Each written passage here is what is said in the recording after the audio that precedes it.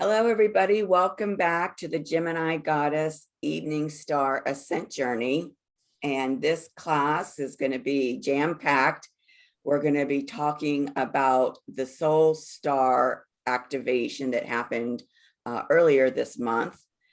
Today is actually, looking at my calendar, December 17th, the day before the full moon in Gemini. And so this Soul Star Chakra activation completes the ascent phase, the third phase of the 4 phases of the Venus synodic cycle. And we're also going to look at the metamorphic cycle, Venus's descent into the metamorphic underworld, which is happening on January 2nd. I love these numbers. Look at this. January 2nd, 2022 at 22 degrees and 22 minutes of Capricorn. Wow. And if you recall any of our classes, we've spoken numerous times about how 22 is the number of the Magdalene. And in our classwork, we've talked about how Magdalene represents the embodiment of Sophia consciousness. And I'm sorry, my mind just went blank there because I was like, whoa, Sophia consciousness. I just went whoosh. I went whoosh. So, we have been talking through this third phase of the Gemini Goddess journey, the ascent phase, how this entire ascent phase has been about the second coming of Christ as the emergence of Sophia through each of us. And so, spoiler alert, let me just tell you that the entire 2022 and this new 19-month Venus synodic cycle coming up in Capricorn, the Capricorn goddess, which is the goddess of sovereignty, is all about embodying that Sophia Christ consciousness. Tell you right now, that's what it's about. That's what these Taurus, Scorpio eclipses are going to be about for the next 2 years. We've done this ascent work. We have seeded all of our energy centers with the Sophia consciousness. I mean, remember, Gemini is an air sign. So think of the breath, that air as the aspect of the Sophia consciousness that we have been seeding through all of us, like a flute, like a reed flute. You play the instrument, you can hear the notes of the breath moving through the flute, but the flute does not contain the breath. It does not contain that air. It moves through it. That's what's been happening within us through this Gemini ascent phase. And now when we move into this metamorphic underworld, especially when we hit that seed point on January 8th, where the Gemini goddess completely dissolves like a caterpillar in a chrysalis and then becomes formed as the Capricorn goddess and emerges from the chrysalis as the butterfly, as the Capricorn goddess, that's going to be like a drum. Think of one of those huge timpani drums. Boom, boom, boom, boom. That drum contains the air. It contains that breath. It contains that consciousness. And this is the effect that we're moving from between the Gemini goddess and the Capricorn goddess, and this descent into the metamorphic underworld, which is the 4th and final phase of the Gemini goddess, is the phase that is shifting us. And I mean, if you're musical at all, or if you at least appreciate music and you can feel into the frequency of those wind instruments and feel into the frequency of those percussion instruments, it'll give you a sense of the shift of energy that we are about to undergo in order for each of us to be able to go through this alchemical journey of embodying more and more of the Sophia Christ consciousness that has been being seeded and refined within us through this Gemini Goddess Ascent journey. So that's a huge introduction. I don't normally go off on a tangent like that right at the get-go, but because we're going to be working on these, the end of the third phase of the Venus synodic cycle and the beginning of the fourth phase of this Venus synodic cycle, I felt like I needed to give that introductory piece to facilitate and support that transition that we're going to be making in the class today. So here we are. Here's our agenda. So, you know, everything starts out as usual. We're going to be looking at the gate of ascension. That's that soul star chakra that's right above your crown that got activated on December 6th. And then we're going to talk about the Gemini goddess as she begins her 40-day retrograde journey as the evening star. This piece happens before the Gemini goddess descends into the metamorphic underworld and goes into that metamorphic underworld phase. So then we'll talk about that and the aspects in the chart there. And this is no surprise to Maureen. We've been discussing this in our previous classes. Then we're going to look at how the programs that I'm offering through the Rose Rule Mystery School are changing. So again, if you're not aware yet from my newsletters, my blogs, from watching the previous classes, this class is the final class for the Sacred Feminine classes. I'm shifting all of that. And tomorrow, Maureen and I are doing the final class for the Sacred Masculine classes. So I do have some new classes coming up next year. We'll talk about what that shift in the Sacred Feminine and Sacred Masculine offerings are, and we'll talk about those new classes just very briefly through here before we complete the class. So we're going to be going over quite a bit today. So here we go. There it is. Okay. I recognize her. You recognize her. Yeah, we're getting ready to do our grounding piece. This I just love this embodiment of the Earth Mother. Yes. So any aspect of the Earth Mother that you relate to, you know, Gaia, Haumea, you know, my mind's just, you know, kind of blank right now. Any other Earth goddesses? Oh, here comes Leela. I'm concerned that my mind keeps going blank. Must be because we've got that Gemini full moon. Oh, holy cow. Yeah, it is really strong. Yeah, no lightweight, that's for sure. Oh, We're gonna trip the light fantastic this time. Yep. Ugh. Yep. So let's go ahead and prepare our space to do our grounding piece. Got to get a new candle here for my candle.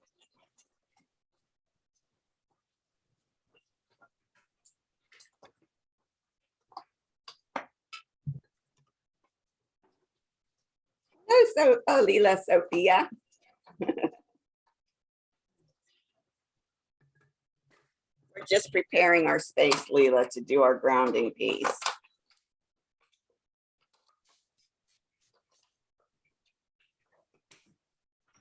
Okay. Got my new candle. And because we're grounding, I'm going to use my Magenta Bridge, the Heaven to Earth spray, to facilitate that grounding.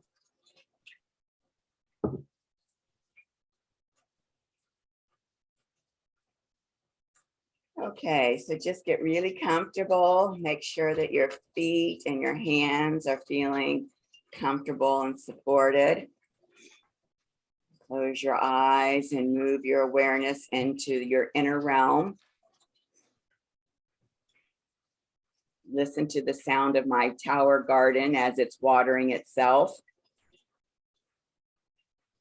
Take some deep inhales. Deep inhale into your solar plexus chakra.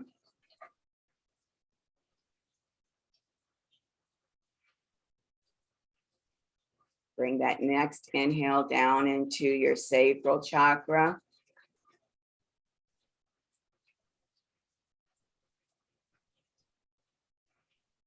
As you're bringing in the inhales, feel your body soften and relax.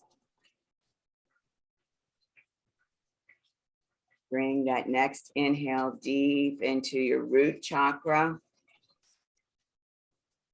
bringing it as far into your tailbone as you can.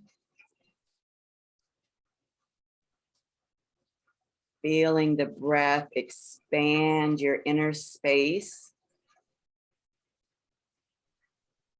creating a lot of space within your pelvic floor.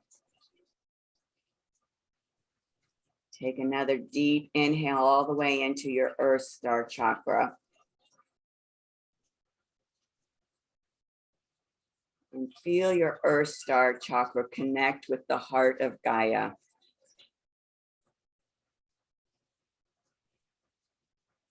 Allow yourself to take a huge ah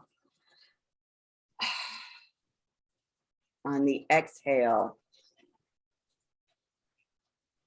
as you settle into those energies, supportive energies of the earth, allowing Gaia to hold you, letting go completely. Feeling fully supported by Gaia, by Mother Earth. Feeling her energy begin to flow up through your energy centers into your Earth Star chakra, into your root chakra, into your solar plexus chakra.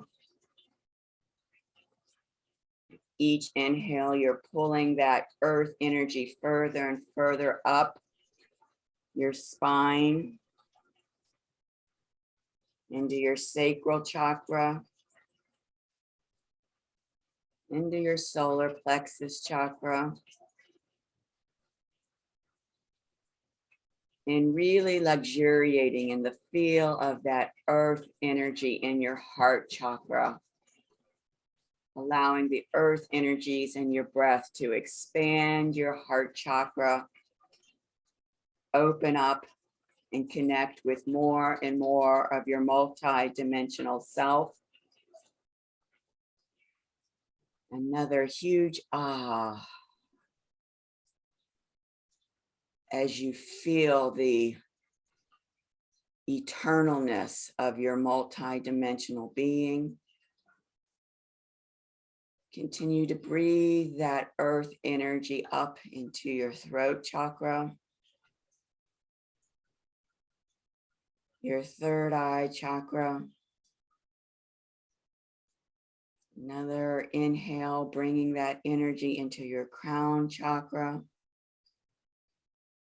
And as that earth energy pours up through the crown chakra into the soul star chakra, connecting heaven and earth through the soul star chakra, feeling the expansion and activation of that soul star chakra,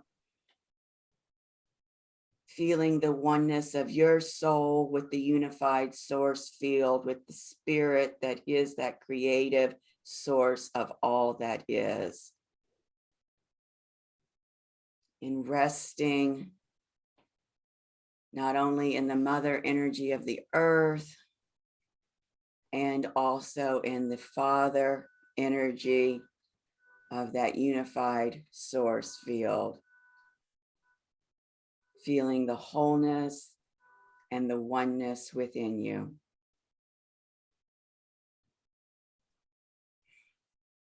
And when you are ready, you can come back to this space. Just wiggle your fingers and toes. Very gently open your eyes.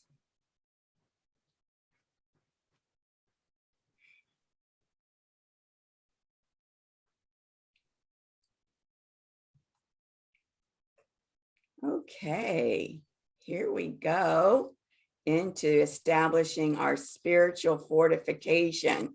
Maureen and I were having an interesting discussion prior to starting the class about the needs at this time to really protect our energy, our life force, so that it's not being siphoned off by what's going on in the world, around the world, so that it's not being siphoned off by those that we're in relationship with that might be having a challenging time.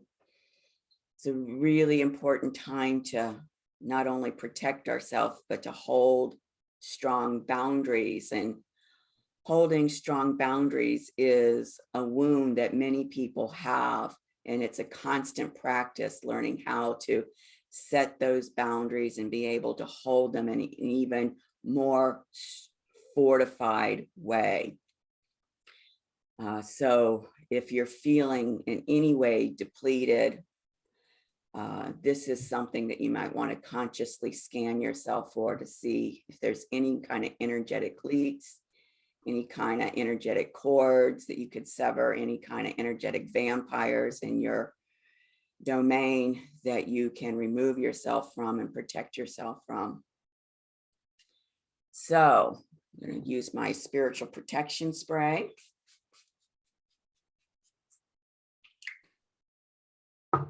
And I'm going to use my Mary Magdalene spray.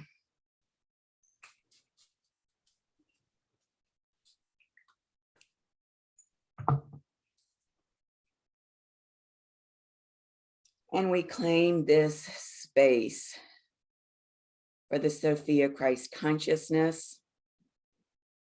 We call in Source. We call in the cosmic Christ, the cosmic Sophia. We call in our higher selves, our inner Christos Sophias. We call in Yeshua and Magdalene. We call in our mentorship councils, our galactic teams, and our spirit allies. And we call in those angels and archangels that are aligned with Source. And we ask the goddess Diana to put her full armor of spiritual protection and fortification upon us.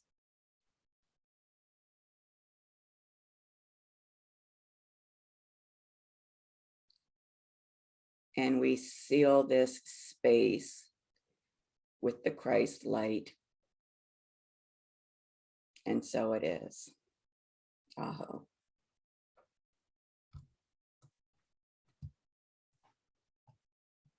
Okay, so you're going to see when we look at the aspects for this soul star chakra that this activation has got a trine, no, not a trine, a square to the goddess Eris. And so we know that astrologically those squares are providing us with opportunities for breakthroughs in consciousness.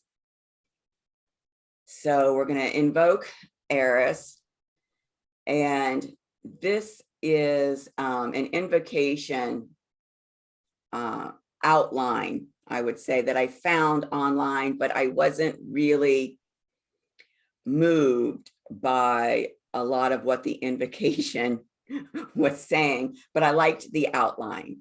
So a lot of this is my work because I kind of revised the language in this invocation.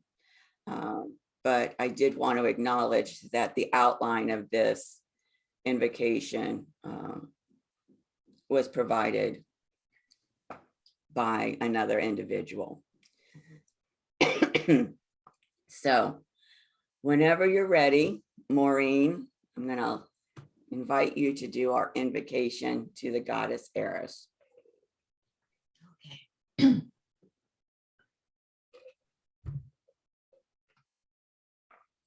Homage to thee, O Eris, at thy beautiful pandemonium of all that is sattvic, of all that is rajasic, of all that is tamasic. Thou hast dominion over all nature of reality.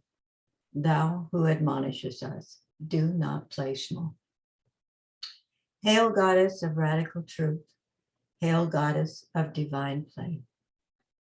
O divine creative playground, conscious and self-aware, spontaneous divine grace. Thou art goddess of heaven and earth.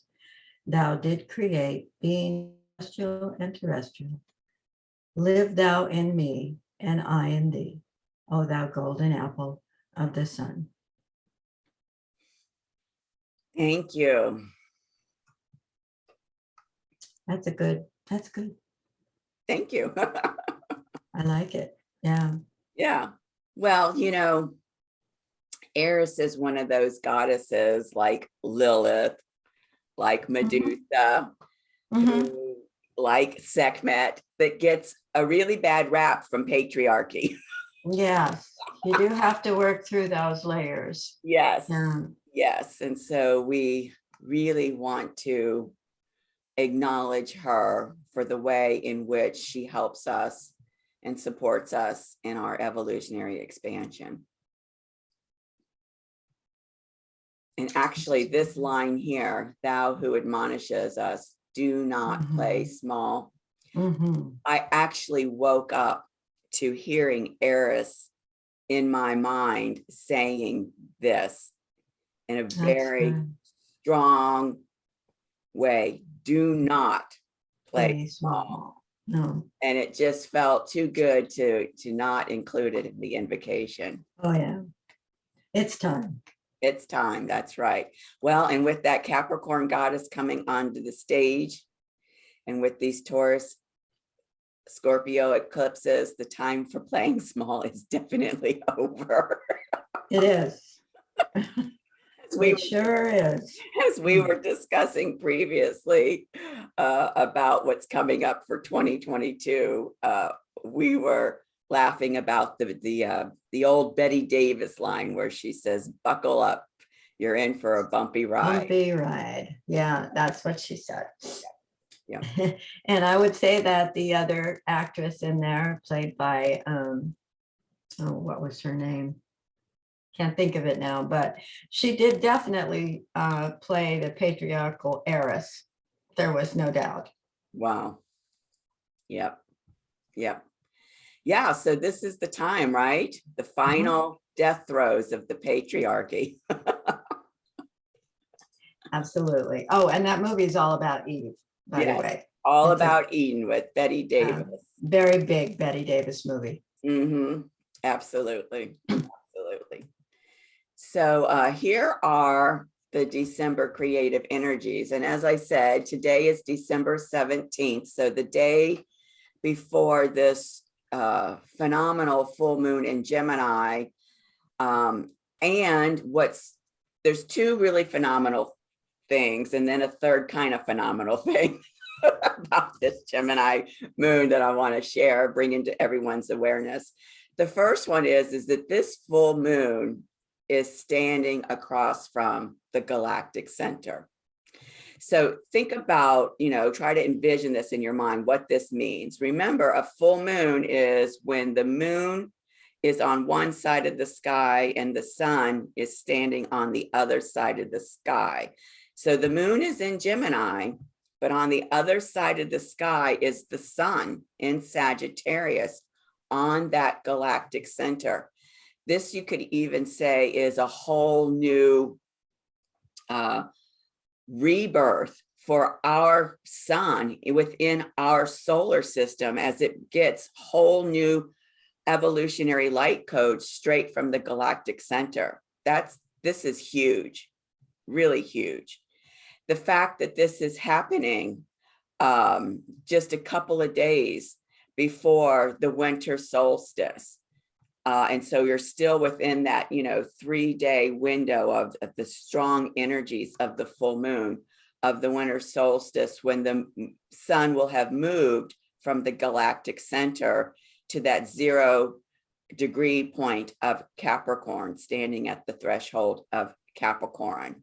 That's the other big thing. The very next day, that's when the Gemini goddess begins her 40-day retrograde journey. That's another huge thing.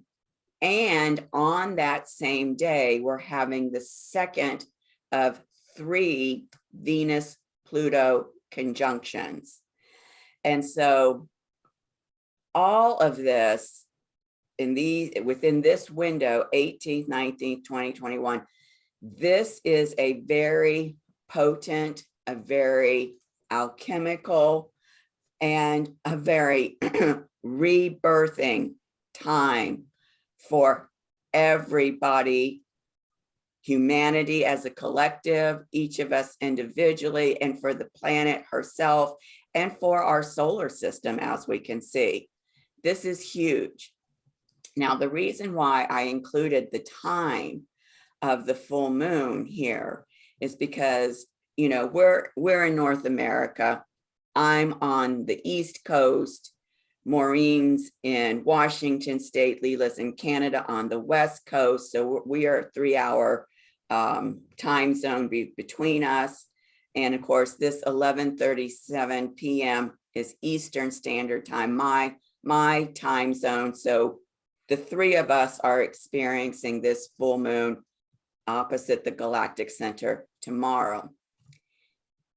However, for those that live in the UK and Europe, you will be experiencing this full moon on the day that the Gemini goddess begins that 40-day retrograde journey, and on the day that we have that second of the 3 Venus Pluto conjunctions. And of course, I failed to mention previously, that's also the day that Chiron is stationing direct. That is significant to me in this way. We've been talking about how this 2022, the Venus descent into the metamorphic world at 22 Capricorn, 22, the 22 being the number of Magdalene, the embodiment of Sophia, that this is all about embodying the Sophia Christ consciousness. And the reason why I think that this is particularly significant, that the UK and Europe are going to be experiencing these events together on the same day, is if you think back regarding Sophia, the only places on the planet where the Sophia consciousness was not fully lost was in Russia and those Eastern Bloc countries. And to me, this shows this emergence of Sophia that we've been talking about, that's been happening through this ascent journey, is now making this wave of emergence from the Russian Eastern Blocs into across the planet, the UK and Europe.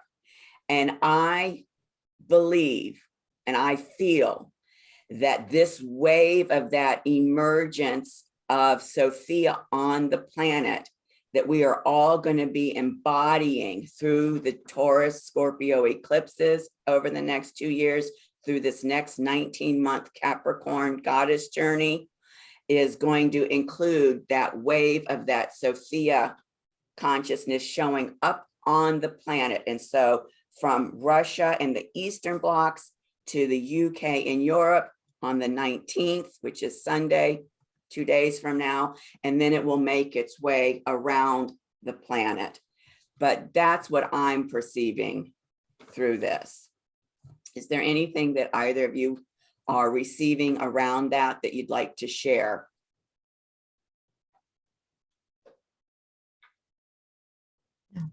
Okay. All right. So let's just look back here at the beginning of December then. December 1st, Neptune stationed direct. That was a huge shift in energy. We had that solar eclipse in Sagittarius at the new moon on December 4th. That was the final eclipse of the 2 years of the Gemini Sagittarius eclipse series. And it was the sister eclipse of that first Taurus eclipse on the Taurus Scorpio eclipse series that happened 2 weeks prior in November. 2 days later, we had this soul star portal activation. Now, normally I don't include moon conjunctions because the moon moves very quickly and is generally having some kind of a conjunction with some kind of a luminary body. However, I chose to include these here just to bring them into your awareness because we're having this winter solstice on December 21st. If you think back to last year's winter solstice, remember what happened on the day of the winter solstice. Saturn and Jupiter had that great conjunction at 0 degrees of Aquarius, bringing in a whole new Aquarian cycle for us. And so I think that it's significant to point out that after the soul star portal activation and just prior to the first of the 3 Venus-Pluto conjunctions, the Divine Mother had a meetup with Saturn in Aquarius and with Jupiter in Aquarius. Now, I am going to be writing a blog about these 3 Venus-Pluto conjunctions, so I'll be sending out a newsletter to announce when that blog is up and ready. I'm hoping to do that this weekend or early next week, because this is very, very significant, these 3 Venus-Pluto conjunctions, and I cannot, move past them and not speak to them. So on the 13th, Mars entered Sagittarius and Mercury entered Capricorn. And for Maureen and I, this has been really significant because our natal Venuses are in the early degrees of Sagittarius. So yesterday was a really beautiful day for me as Mars energetically, a really beautiful day energetically, as Mars was right there in that place where my natal Venus is in Sagittarius. And today, Maureen has the blessing and the pleasure of having Mars standing in the sky where her natal Venus is in Sagittarius. Now,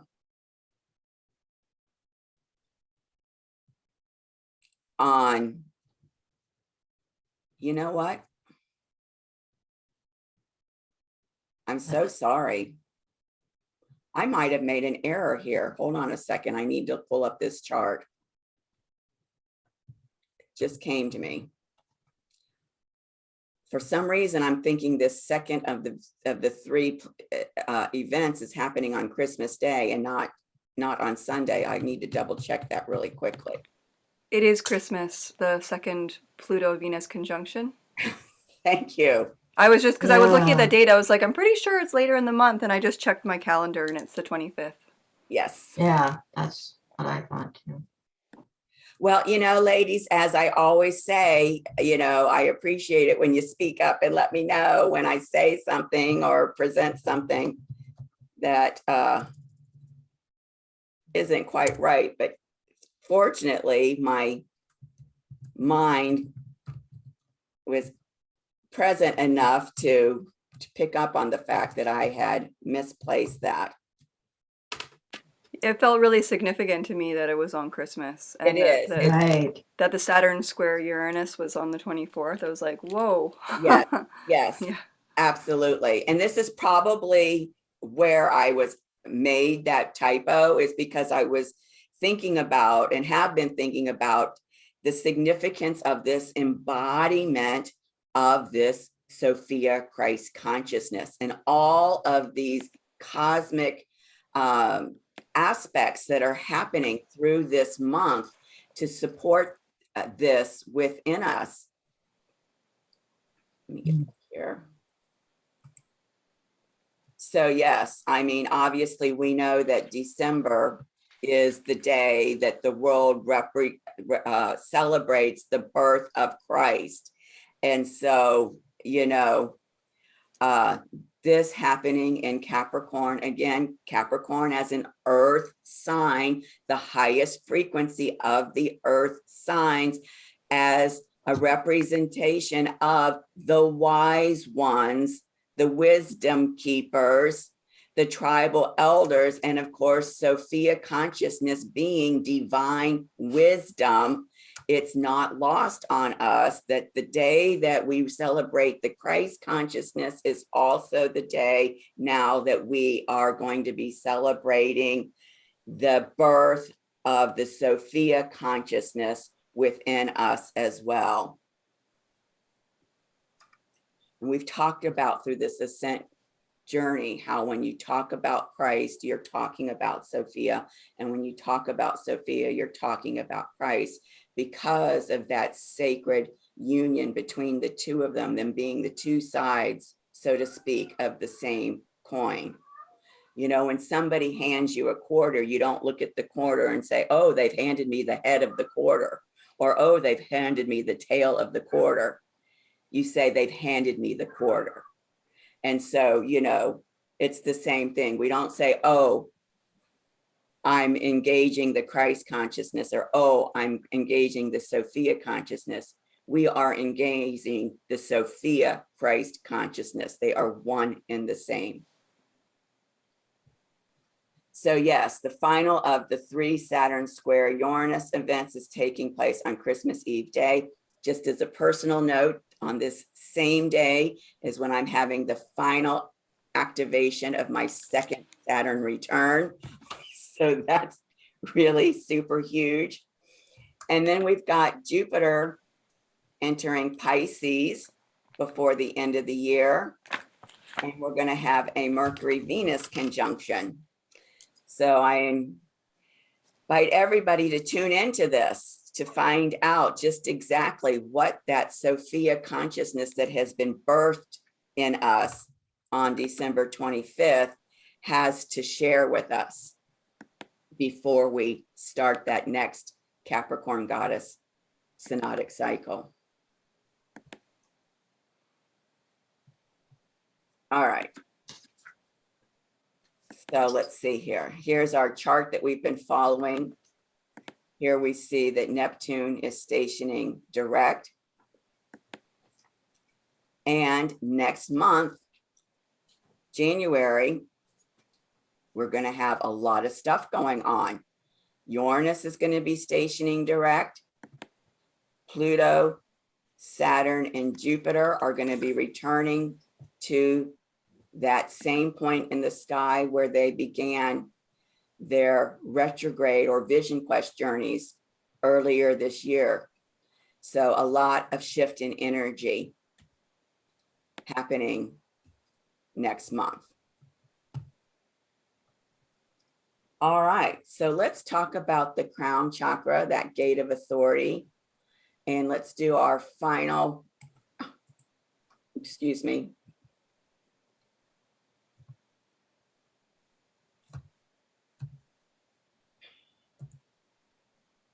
This should say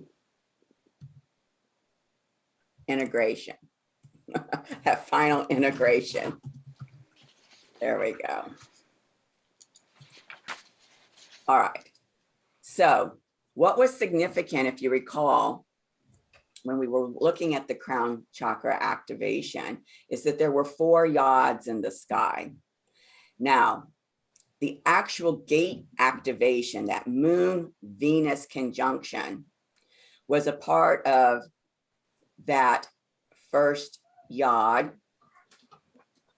It's also part of the second yod, but we're only going to look at this first yod, where it's here at the base, along with Medusa, Mercury, and Mars, and Scorpio, and the apex is the North Node.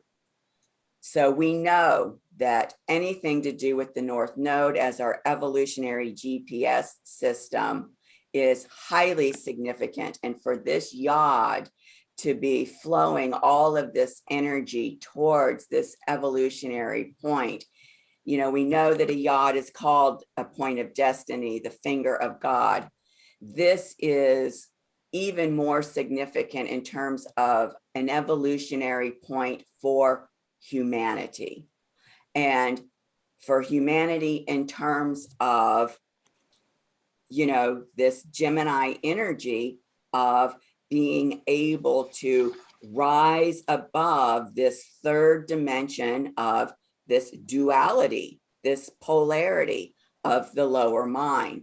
So this was a huge evolutionary shift and point of destiny for humanity that was necessary, of course, in order to be able to embody over this next 19-month, 2-year time period, this Sophia Christ consciousness. So what was fascinating about this yod is that this base point here, the Moon Venus point, was trining Osiris in Taurus. We know that Osiris is the cosmic Christ. And then this other base point, the Medusa, Mercury, and Mars is the sacred masculine, was standing across the sky from Osiris, the cosmic Christ. And for each of us, in terms of how our charts were activated, this was very significant for all of us. And so for Maureen specifically, you'll notice I've color coordinated this Medusa, Mercury, Mars, which was in Scorpio, was right there on her natal Chiron in her first house, standing across from her natal Mars, the sacred masculine, Uranus, and Black Moon Lilith. So she's got the sacred masculine in the sky on top of her natal Chiron, standing across from her natal Mars, which is conjoined with the cosmic Christ in her 7th house. And we talked, Maureen, about how this was creating within you and through you a whole new relationship with your inner Christ and with your inner masculine as the Christ consciousness. So is there anything, since we've had that discussion around this specific part of the activation, that has come into your awareness since we had that discussion in terms of this new relationship with the cosmic Christ and this new relationship with your inner masculine as an aspect of that Christ consciousness? No, I haven't even been able to sit down with it quietly and think about it because of the time of year it is. And I don't have much time to myself at all. So, Right. Yeah, I hope to later. Okay. Because, yeah, sorry. No, it's okay. It's okay. And hopefully over Christmas time, you'll have some time on that holy day to maybe allow yourself to go into that, because it would be a perfect window of opportunity for you to do that. You know, the other piece of this is this Chiron piece. We know that the shamanic medicine of Chiron in Scorpio has to do with fearlessness and vulnerability. And of course, that might sound trite for somebody like you who has a Scorpio goddess overtone, who has a Scorpio ascendant, the fearlessness and vulnerability is something that you are probably from a breath to breath moment having to engage. And what I would say is because you've got this Medusa, Mercury, Mars standing here where that medicine is being offered to you. And in fact, we know that the shamanic medicine of the first house has to do with self-love and personal identity. And so I would say to you, was there any messages that you may have received from your inner masculine around its ability to allow itself to be in that more fearless and vulnerable place, or for you to be able be in a place where you were able to feel more of a love for that inner masculine?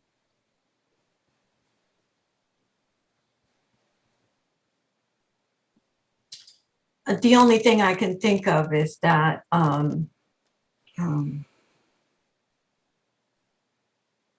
my mind is scrambled. It's that Gemini full moon tomorrow. So just take a breath and take your time. I'm not in a hurry.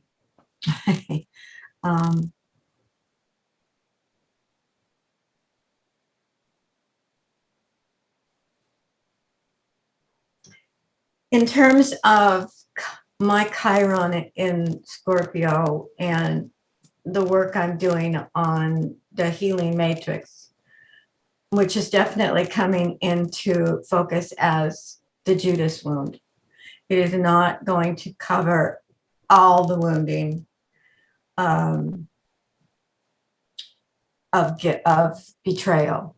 It's going to focus on, because it's huge. Betrayal is such a part of the world. I mean, you start looking at all of the wounds we've all personally received, all the collective has received, all the races have. I mean, you just can't possibly focus on that whole thing in one healing matrix. So I'm going with the Judas wound.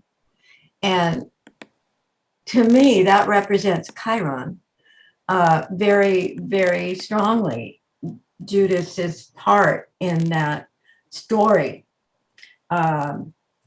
as far as legend goes, as far as mythology has treated it, and as far as the religion that came from that has treated it. The wound is enough to be going on with in this matrix. And yeah, that's where Chiron is coming in.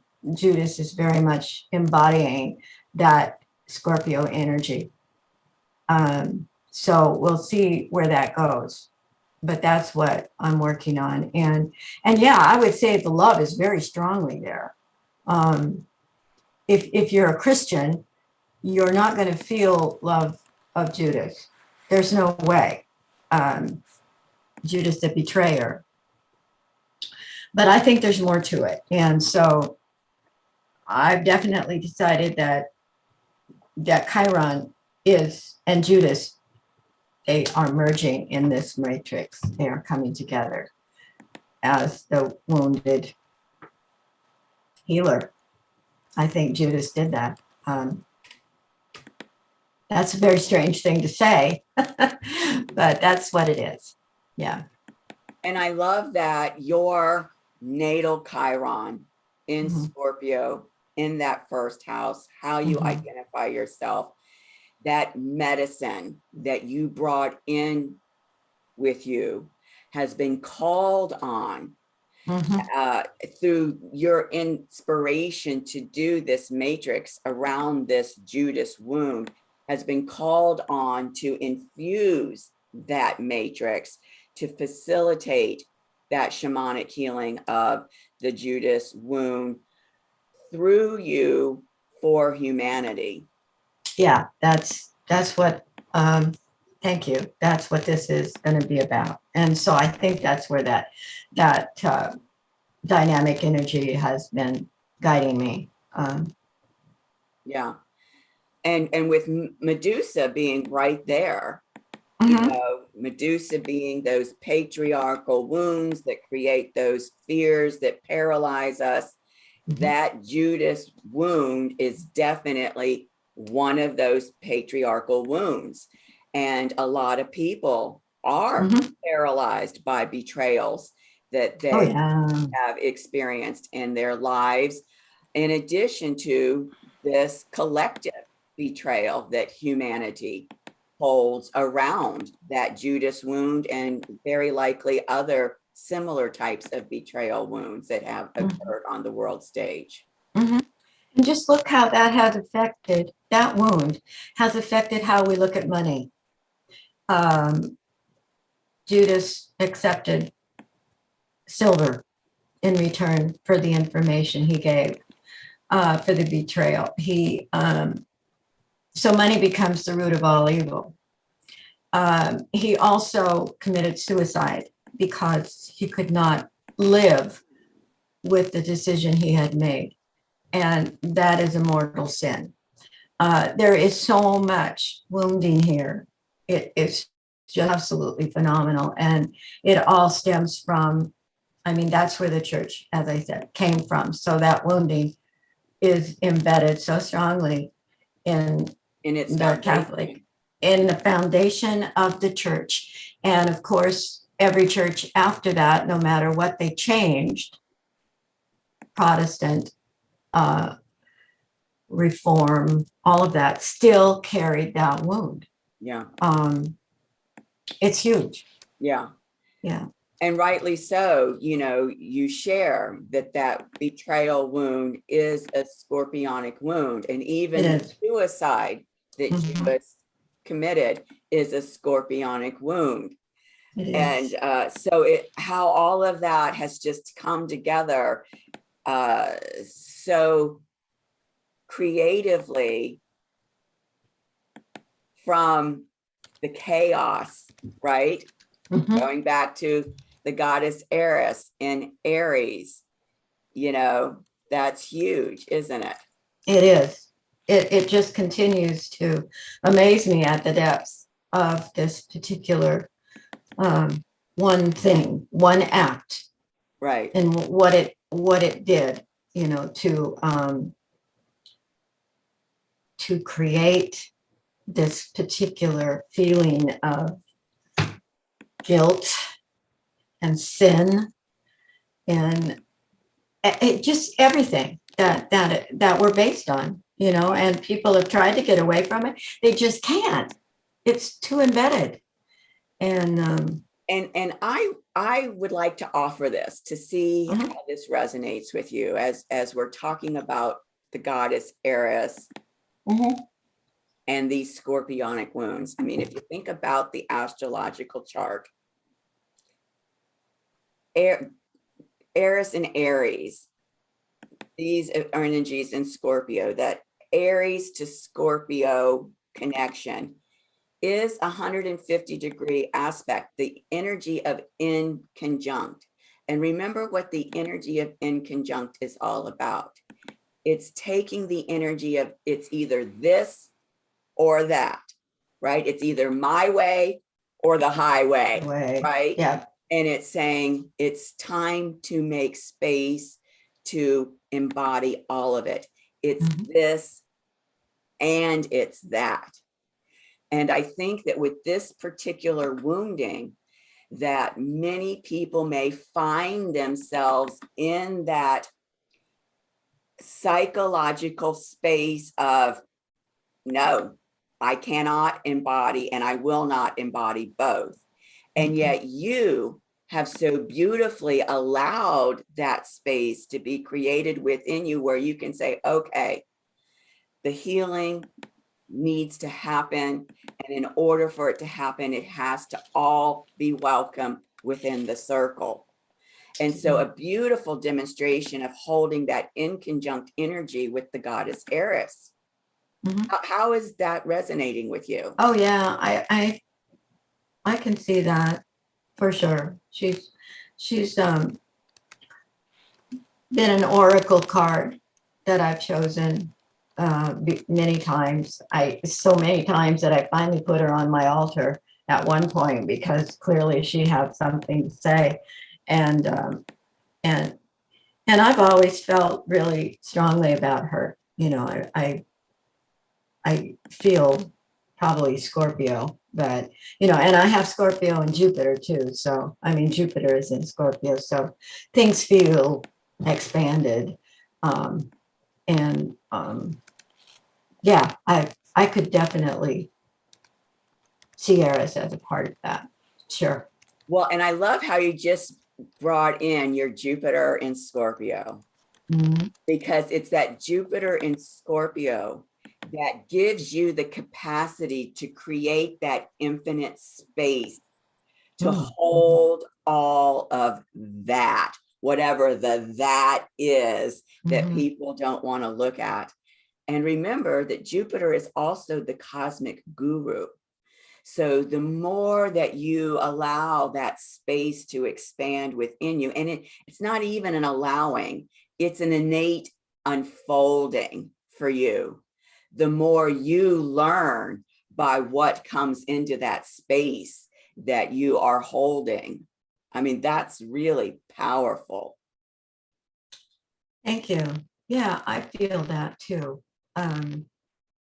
It's funny how you can finally zero in on what it is you are supposed to do, what is coming through you. All of us, each of us have a different thing that comes through us to the world. And when you finally feel that, I don't mean just intellectually understand that, but feel it, it is a whole new ballgame. You know, it really is. That's right. It's that knowing, that wisdom, that Sophia consciousness that you've tapped into around that. And I would even venture to say that Jupiter in Scorpio may be why you came to that place where you realized, wow, this betrayal wound is too big for me to do in one matrix.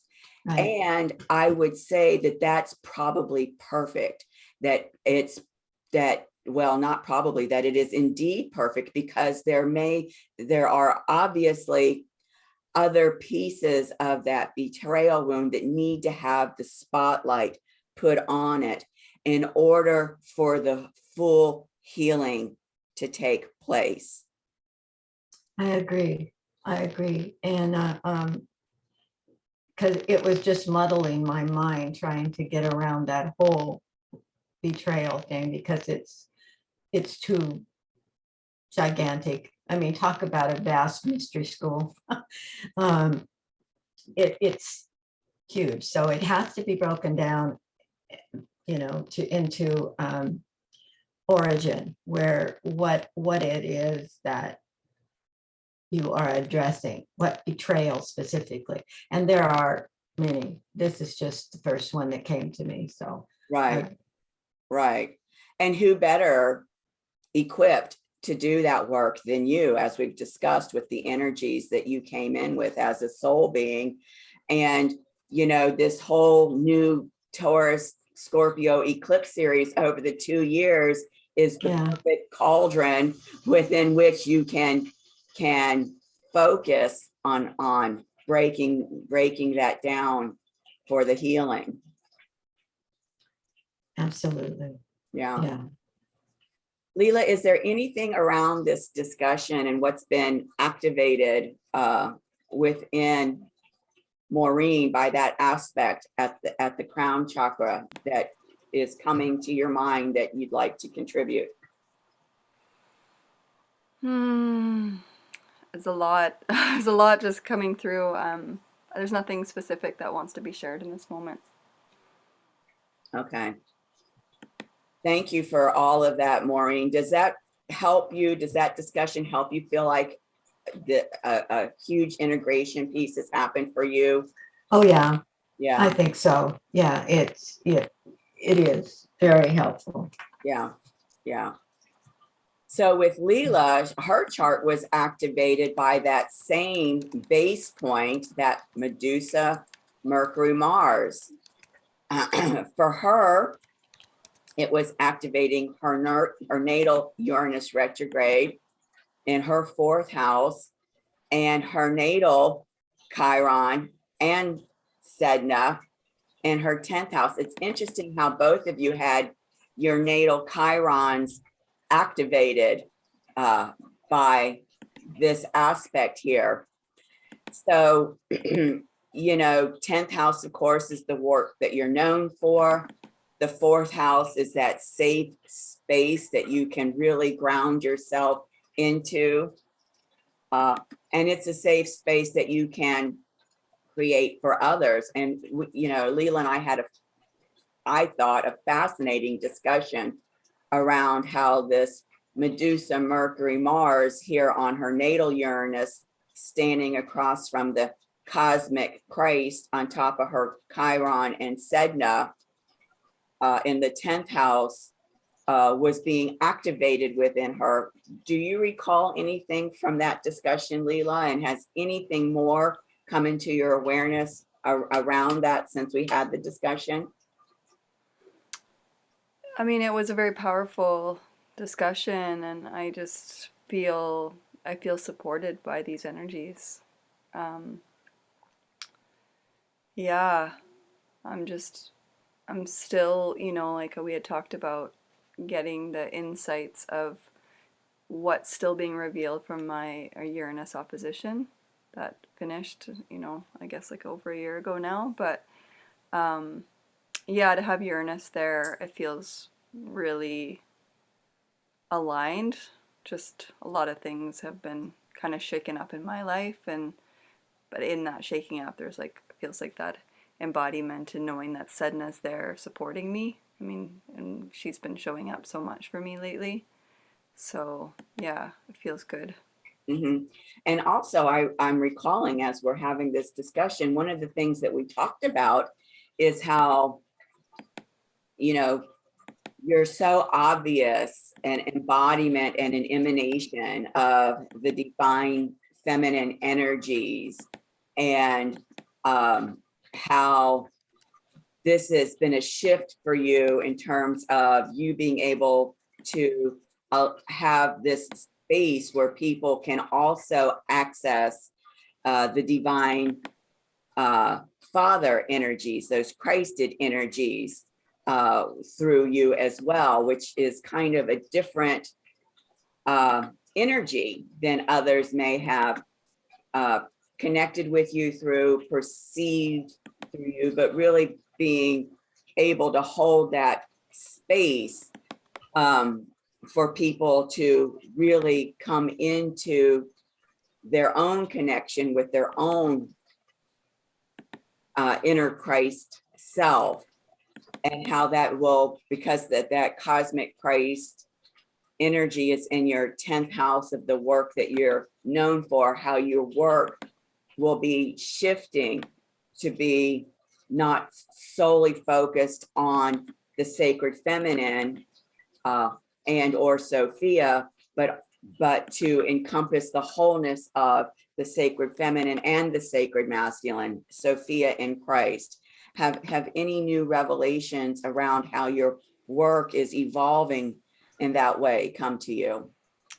I don't know of any new revelations, but kind of a reflection that, it has been the path that I've been on. My path is a path of alchemy. That's the work I do.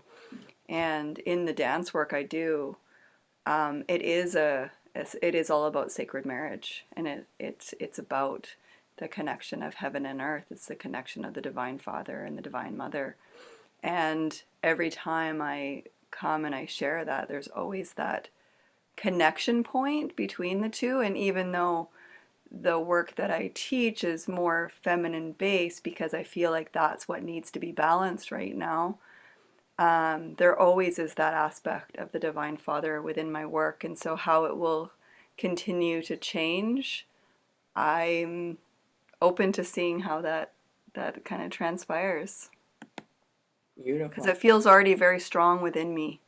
I think just sometimes I don't recognize that, and I'm just seeing that. And I've done a lot of work between my connection with the Holy Father over many years, because I had a lot of anger to God, to religion, to all of the different kinds of ways that the patriarchy has, like, yeah, created chaos on this planet. And so it feels that when I connect in with the divine feminine, when I do the work with the divine feminine, it actually includes the divine masculine.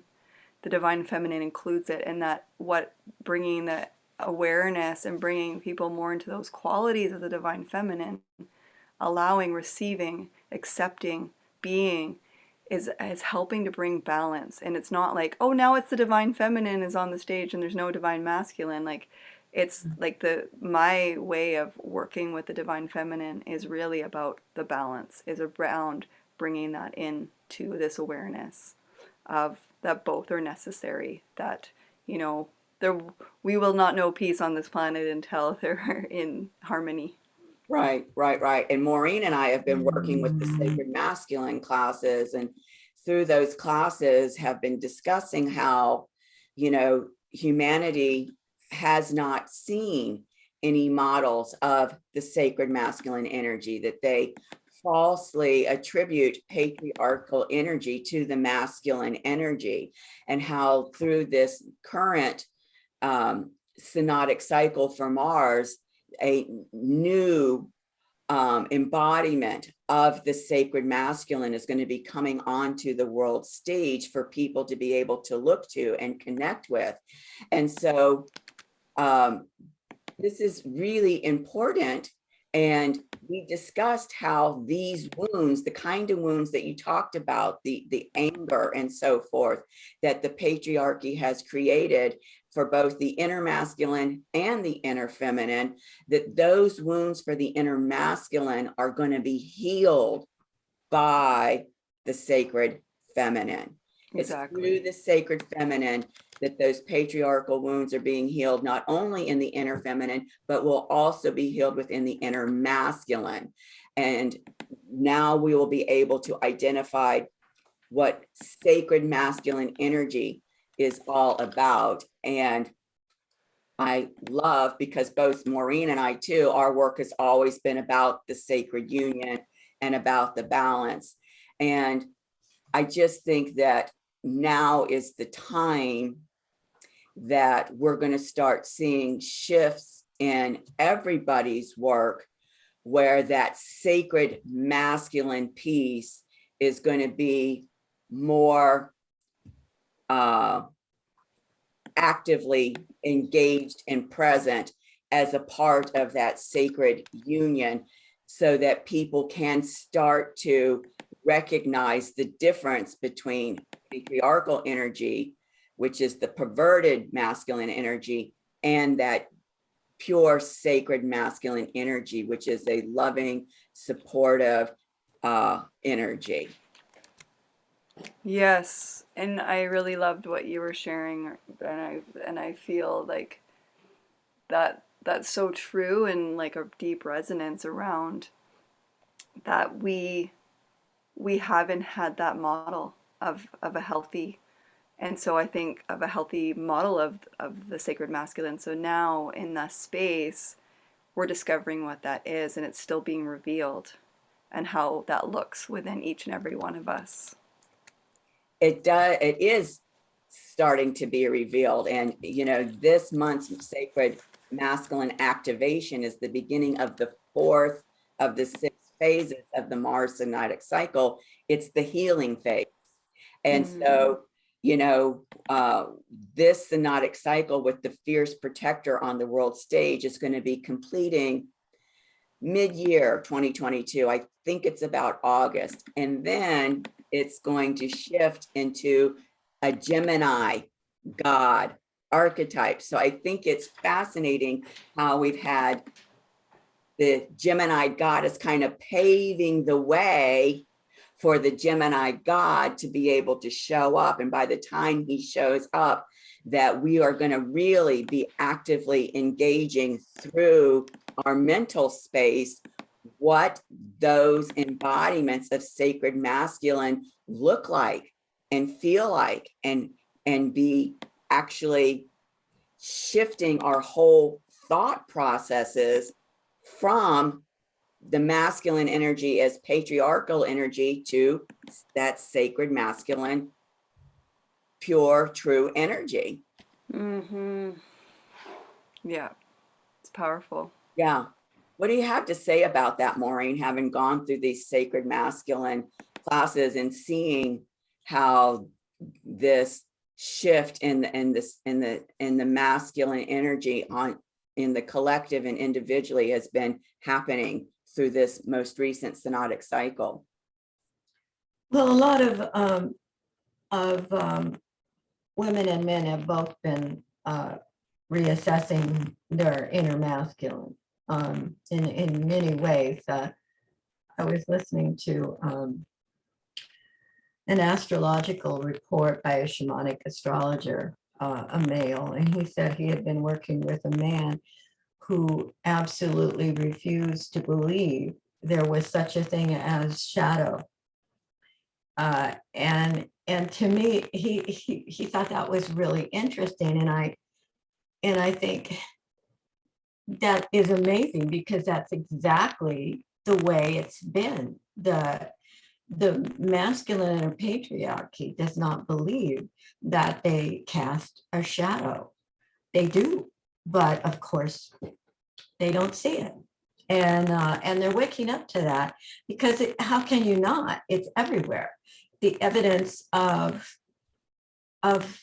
how we've been affected by shadows, even our own,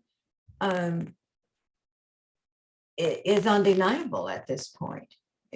So when a man can look at his chart, his astrological chart, and say there's no shadow here, is to me exactly what we're up against, what we have been up against from the beginning. And I think we've made a lot of headway there. I think a lot of masculine energy has been turned inward and really looked at that more closely. It's hard. It's really hard for them. It's hard for all of us, but specifically men who have been raised in understanding that the father knows best sort of energy, which my generation grew up with. Probably others also to different degrees, but that's been changing. You can see it in the way we structure families, and it's real interesting to me how that. And I love how you aligned patriarchy with shadow, because the truth of the matter is I don't recall. I mean, we've danced around that and we've alluded to it, but I don't think that we've actually ever said in a class that patriarchal energy is shadow energy. Sacred masculine energy is light energy. Absolutely. Yes, that is the distinction. For the record, there it is. Yeah. And of course, with everything, there are even degrees, what do they call the shades of gray between. Mhm. But if you're trying to figure out if patriarchal energy isn't masculine energy, what is? Mhm. I think that's, if you can start from that premise, patriarchal energy is shadow, sacred masculine is light. It's a foundation that you can move forward from to explore all of those areas in between. Yeah, and I think it's important to note too that many women, in order to feel to get ahead in business world, politics, in a man's world, so to speak, have had to really be out of balance, because they've had to go in and find that masculine part in order. Now, I think we saw, if you followed, the election, you could see it so clearly with Trump and Clinton, because Hillary has had to do that. That's exactly what she's done. So you could see in her expression that she was tapping into her masculine. And in many ways, she totally ignored the feminine. I did just the opposite. I was focused on the feminine as a woman and didn't want to have anything to do with the masculine, but she had to do it differently. And so you could see on that stage all that patriarchy, that masculine energy, and how it affected our election. It was a difficult election. It was awful, and we're still feeling repercussions from that. And I don't know where Hillary is right now, but I haven't seen anything that's changed her focus yet.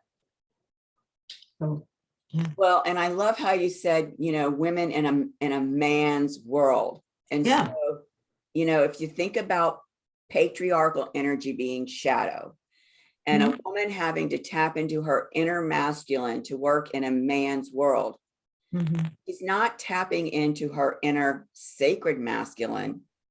She's tapping into the patriarchy that has taken over her inner masculine to work in a man's world, which is the patriarchal world. There's no tapping into light to work into light. It's tapping into dark to try to keep yourself afloat in the dark. Well, that's what they had to do. And all the women that are in power right now, you can find, I think, in the United States, that that's what they've had to do. Pelosi, our vice president, Kamala, they've all done that. They've had to, or they wouldn't be where they are. But we can see how it doesn't work. It doesn't. It doesn't work. By looking at any of those examples that you've given, we can see how it's a huge failure. It is. And so what's happening is this shift of recognizing it's time to tap into the light of our masculine self, that sacredness, and create environments where that sacredness and that light masculine energy can be present, and we can thrive in that. That's the shift that's taking place on the grander scale. And the Pluto return will emphasize that. We'll see it. Yes. Yes. What do you have to say about all of that, Leela?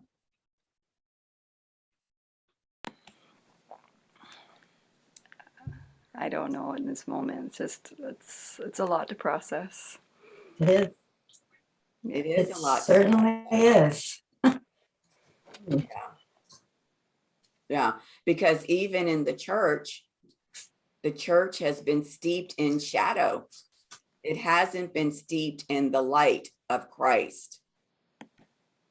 It's been steeped in the shadow of patriarchy. And so this is the shift. Can the churches, can the governments, can our political leaders, can our education system, and every other patriarchal system, right? That's all Capricorn, these hierarchical systems, right? In the shadow side of Capricorn. Can they make the shift in their structure from shadow into the light of the Sophia Christ consciousness? And that's what we're going to be seeing unfolding through this Pluto return, the 3 activations next year, and these Taurus Scorpio eclipses.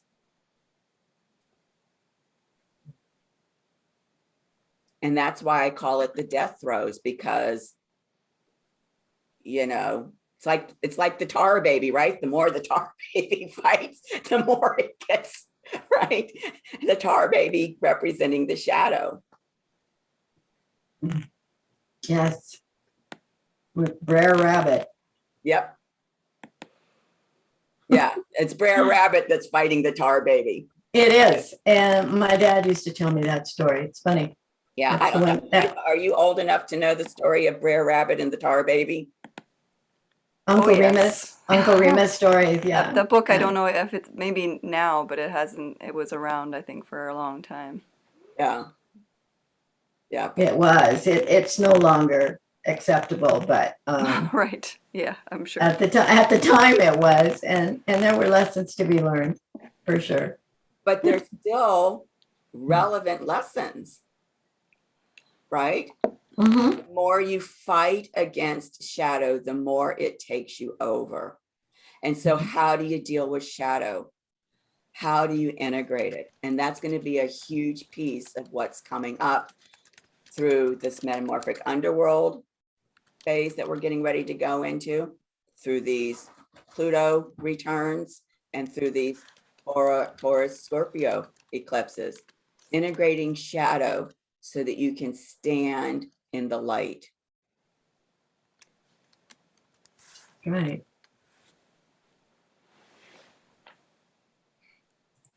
Okay, well, my activation was different than the two of you. My activation was from this trine, Moon Venus, the gate to the trine, right? The gate, the crown chakra, the gate of authority, being trined to the cosmic Christ. And for me, look at where this activation took place. First of all, the cosmic Christ is standing right on my solar Mars in my 9th house. So what does that mean? That means that my inner masculine, through this entire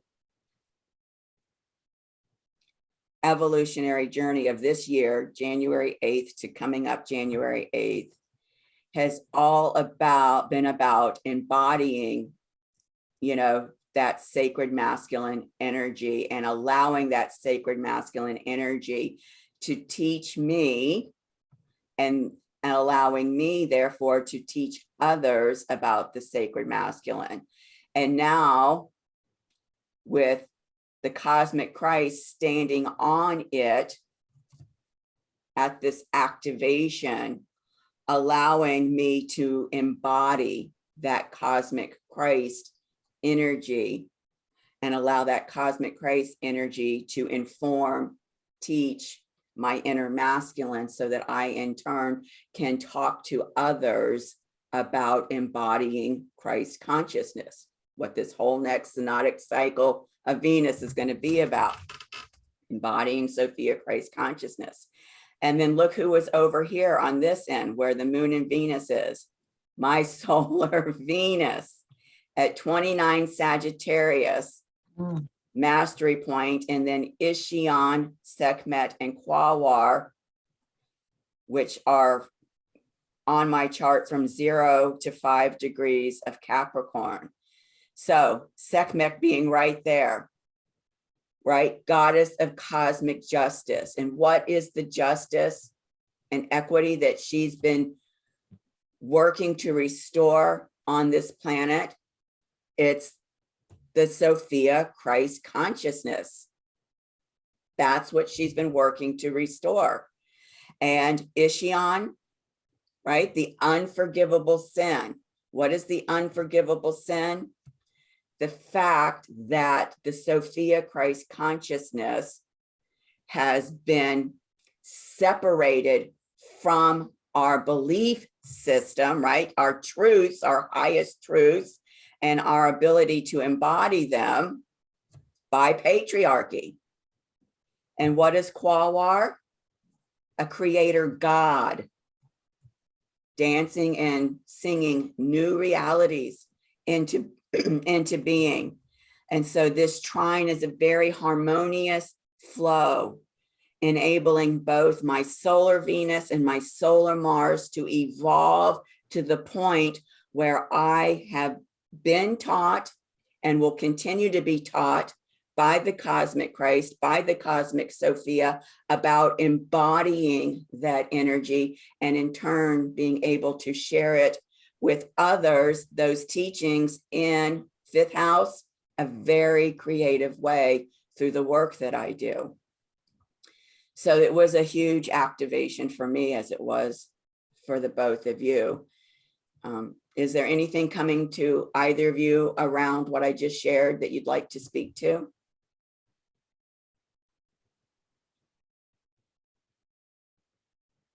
No. Okay. No. So, and as we see with this yod, that point of destiny, all of this was meant to happen for each of us individually at this time, and for each of us individually at this time, for humanity at this time, for our evolutionary expansion and for humanity's evolutionary expansion, with that north node there at that apex of that first yod. I mean, it's really mind-blowing, which I guess as a Gemini goddess, it should be, right? Mhm. Taking us above polarity and duality into that higher mind of the unified source field, cosmic intelligence, divine intelligence, right? Yes. So are we feeling integrated here for the crown chakra so that we can shift into the soul star chakra? Yes. Okay, is there any, you're all complete, there's nothing you're feeling you need to share then? No. Okay. All right, so here we are. This is the path that we've been following since the beginning of this ascent journey, this third phase of the Venus synodic cycle, when we came out of the Inanna underworld. And trying to think back when that was. Was that about April or May? Do you remember the exact timing of when we started? I probably should have put those dates on here. It didn't occur to me. But this has been an extensive phase of going through this ascent journey. And here we are now.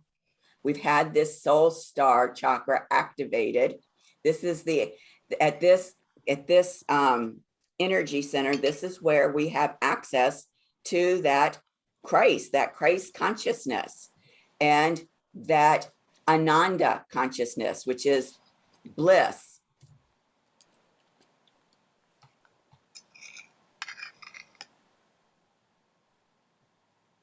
And so let's talk about the soul star chakra as a gate of ascension, the gate of ascension portal.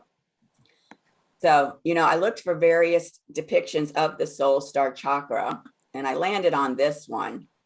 And what I discovered was every depiction of the soul star chakra that I came across, in the center, it depicted this. Let me move this up a bit for you so you can see it. This star Merkaba, right? Sphere, this sphere of light. We've talked about that at the very beginning of this ascent journey, of the sacred masculine coming into the sacred feminine, creating that star Merkaba, and how it's not a 2D depiction. The flower of life is not a 2D depiction, that it's a code. And in 3D, this is what that flower of life, which is based on the star Merkaba, it looks like. And this flower of life, this sphere of life was depicted at the center of every soul star chakra that I came across. And so that tells us that the flower of life depiction, which was encoded on that temple in Egypt, the Osirium in temple, right? Osiris's temple, Osiris representing the cosmic Christ, that the flower of life is a code for being able to access the Sophia Christ consciousness, for being able to access our multidimensional being, which has its beingness within that realm of Sophia Christ consciousness. So I find that fascinating, not surprising based on what I know, but I find it fascinating to see that representation there. And so, you know, when we talk about what a balanced soul star chakra can result in, we talk about it being able to result in the qualities of love, wisdom, and connection to the sacred expressions of life. We talk about it being able to result in an evolving connection to love and beauty. The ability to express and apply our inner strength and our inner wisdom. Being skilled in the wise use of intellect and heart working together. And this is what I relate to as the heart-mind coherence. And I shared probably in the last Sacred Feminine class, maybe the last Sacred Masculine class, some work by Greg Braden and who was the other gentleman? I can't think of his name right now. Do you recall, Maureen, the other gentleman? No, It's not coming to me. I can't remember names very well. That do a lot of work around the heart-mind coherence, and Dr. Joe Dispenza. He and Greg Braden do a lot of work around heart-mind coherence. And honestly, for me, that's what this whole Gemini Goddess journey has been about, is creating that heart-mind coherence, because it's when we have that heart-mind coherence that we can tap into the unified source field. And if you remember from our very first classes on this Gemini Goddess journey, when I said that this whole journey is going to be about taking our lower mind and being able to rise at will into the unified source field. And I said at the time, I'm not sure how that's going to happen or what that's going to look like. But I've come to realize that the how you can do it at will is through this heart-mind coherence. And of course, when you have a balanced soul star chakra, that makes sense that you're able to tap into that unified source field at will. It's also the integration of your soul and your spirit. So some people use soul and spirit interchangeably.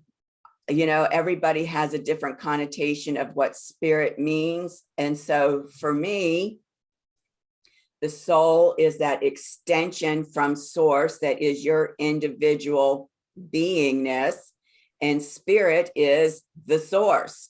And so having that integration there, expressing the divine gifts that come from knowing and living love and compassion.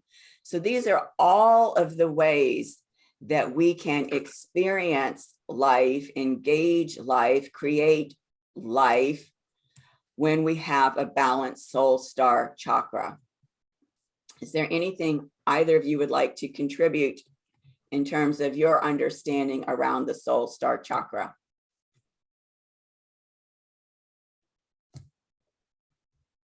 Okay.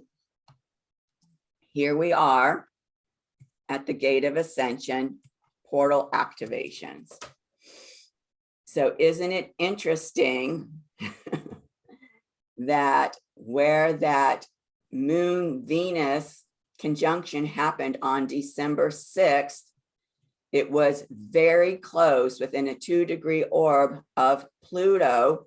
That, remember, the first activation of Venus and Pluto took place on December 11th, just 5 days after this gate of ascension portal activation. And so this portal activation has encoded within it these 3 Venus-Pluto conjunctions that we are experiencing and will continue to experience through March of next year. So I remind you, I'm going to be writing a blog post around that. And we see here that they are square Eris and Osiris in Aries, the goddess of radical truth, the goddess of divine play, and the cosmic Christ. And they're both retrograde. They're pulling us into our inner realm to work with and alchemize our inner realm. Notice that even though that Saturn square Uranus, the final event, the first one started, I think, in January, is going to be exact on Christmas Eve day at this portal activation. It's encoded in this portal activation where they're within a 2 degrees of that exact square. We've got Mercury in Sagittarius squaring Neptune in Pisces, right? Breakthroughs in consciousness. Neptune and Pisces is all about accessing that unified source field, Neptune being the pipeline to that unified source field, Mercury, the cosmic messenger, enabling us to have breakthroughs in consciousness in terms of being able to receive communication, communicate and receive communication from that Sophia Christ consciousness. Neptune trining Mars in Scorpio. Mars in Scorpio, Christ consciousness, right? Scorpio ruled by Pluto, that's the underworld. Pluto being the lord of the underworld. Osiris was also a lord of the underworld. This is Christ consciousness here, our inner Christ, being able to commune with, in a very harmonious way, our own inner Christ. And then we have 2 oppositions on this path of the quest mate. And so who is the quest mate? The quest mate, the mate that we are questing for is our self, our capital S self, our Sophia Christ did self. And so we see here we've got the North Node in Gemini opposite the Magdalene in Sagittarius, calibrating us at this very evolutionary point in time to our embodiment of the Sophia consciousness. And that Sophia consciousness being trined to Yeshua retrograde, our embodiment of Christ consciousness within our heart, and knowing the truth of the fact that we carry that Sophia Christ consciousness within our hearts, within which is the seat of our soul, and that our soul as an extension of source is that Sophia Christ consciousness. And then we've got Black Moon Lilith and Isis retrograde, our inner Sophia, Isis being the cosmic Sophia, standing across from the sun, the divine father, Sekhmet, that goddess of cosmic justice that has been looking to restore our relationship with the Sophia Christ consciousness, and Mercury communicating this to us, calibrating us, our Sophia, inner Sophia, with that divine father. So what is the counterpart of the divine father? The divine mother. Black Moon Lilith, they say Lilith was one of the mothers of, all of these demons. Well, she wasn't the mothers of demons. She stood in her sovereignty. And that's why she was demonized. And so our ability as an embodiment of Sophia to stand in our sovereignty and allow our father aspect from the crown chakra to be calibrated to the divine mother aspect of our Sophia self as a part of, us being able to hold both energies, sacred feminine, sacred masculine, Sophia, Christ, all of the aspects of Sophia in Christ, divine father, divine mother, the son, the daughter, the holy soul, the holy spirit, I think it is. All of that in balance here. And Mercury communicating to us the truth of that about who we really are. So let's see how that looks on this chart.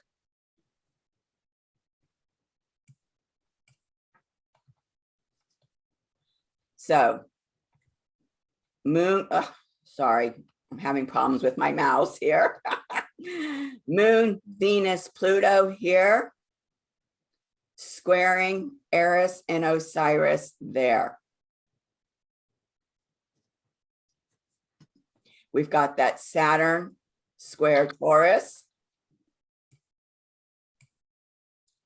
We've got the North Node here standing across from the Magdalene.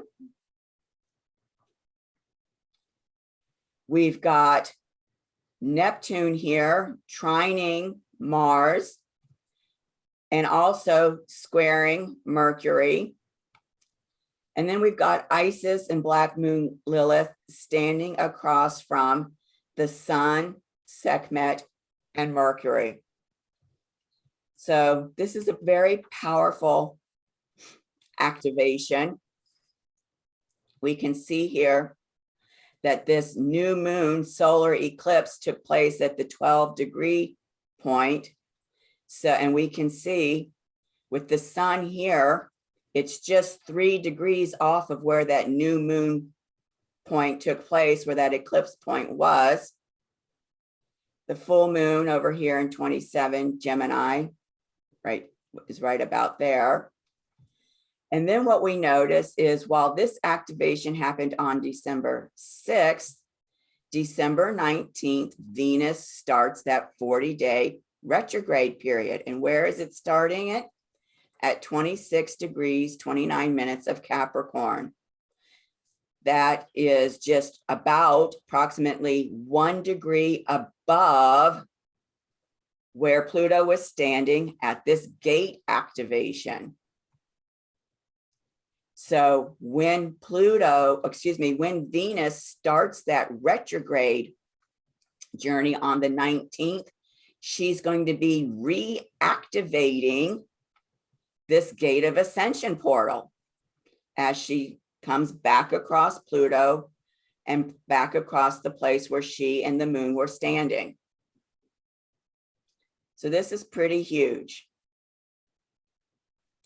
Any questions about this at this point? Obviously, when we do your personal sessions, we will go into this much deeper and in terms of how you're personally being activated by all of this.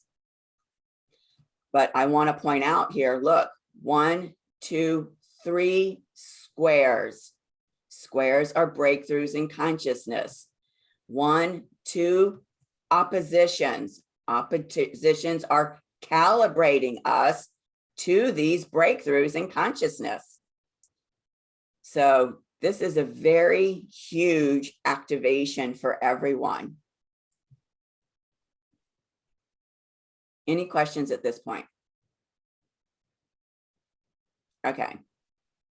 So let's talk about this Gemini Goddess Evening Star retrograde journey, right? We're still in the Evening Star ascent phase. The Gemini Goddess Venus begins the 40-day retrograde period while she is Evening Star. And she is retrograde as Evening Star for approximately 16 days before she disappears into the Metamorphic Underworld. That's the event that's happening on January 2nd. Remember, we've discussed, how do we know when Venus is descending into the underworld? It's when she's within a 10-degree orb of the sun. Okay. So when Venus begins this evening star retrograde journey, that retrograde phase always begins when she's at approximately 28 to 29 degrees from the sun. So it takes those 2.5 weeks or so before she moves to that place where she's now 10 degrees from the sun. Okay. This retrograde phase of the evening star journey, before we get to the metamorphic part, is this final integration and synthesis of the current goddess archetype cycle. That period from the 19th of December up until January 1st, that's the final phase of integrating the Gemini goddess and all that we've done over these past 19 months. It's also the time where we are being prepared for this ultimate surrender that we're going to have to go through during the metamorphic underworld phase. And so what that means is that we're going to have to let go and release our identity with this Gemini goddess in order for us to be able to receive and relate to and start to work with our identity as the Capricorn goddess. So it's obviously then we're getting ready for that whole new incarnation of the uninitiated Capricorn goddess that will start at the end of January when the Capricorn goddess rises as morning star. Also during this evening star retrograde portion, all of the wisdom, the mastery, and the skill that we have gained from the Gemini goddess journey is going to be returned into the metamorphic underworld. And the metamorphic underworld is known as the beyond, original source. So we're returning it back to that place. And we have to return all that wisdom, mastery, and skill back to that place, regardless of whether we are willing to surrender it or not. And we are going to be facing additional challenges with our shadow aspects during this portion of the retrograde journey. And those portions of our shadow aspects may occur around the fear of letting go and attachment to what has been attained.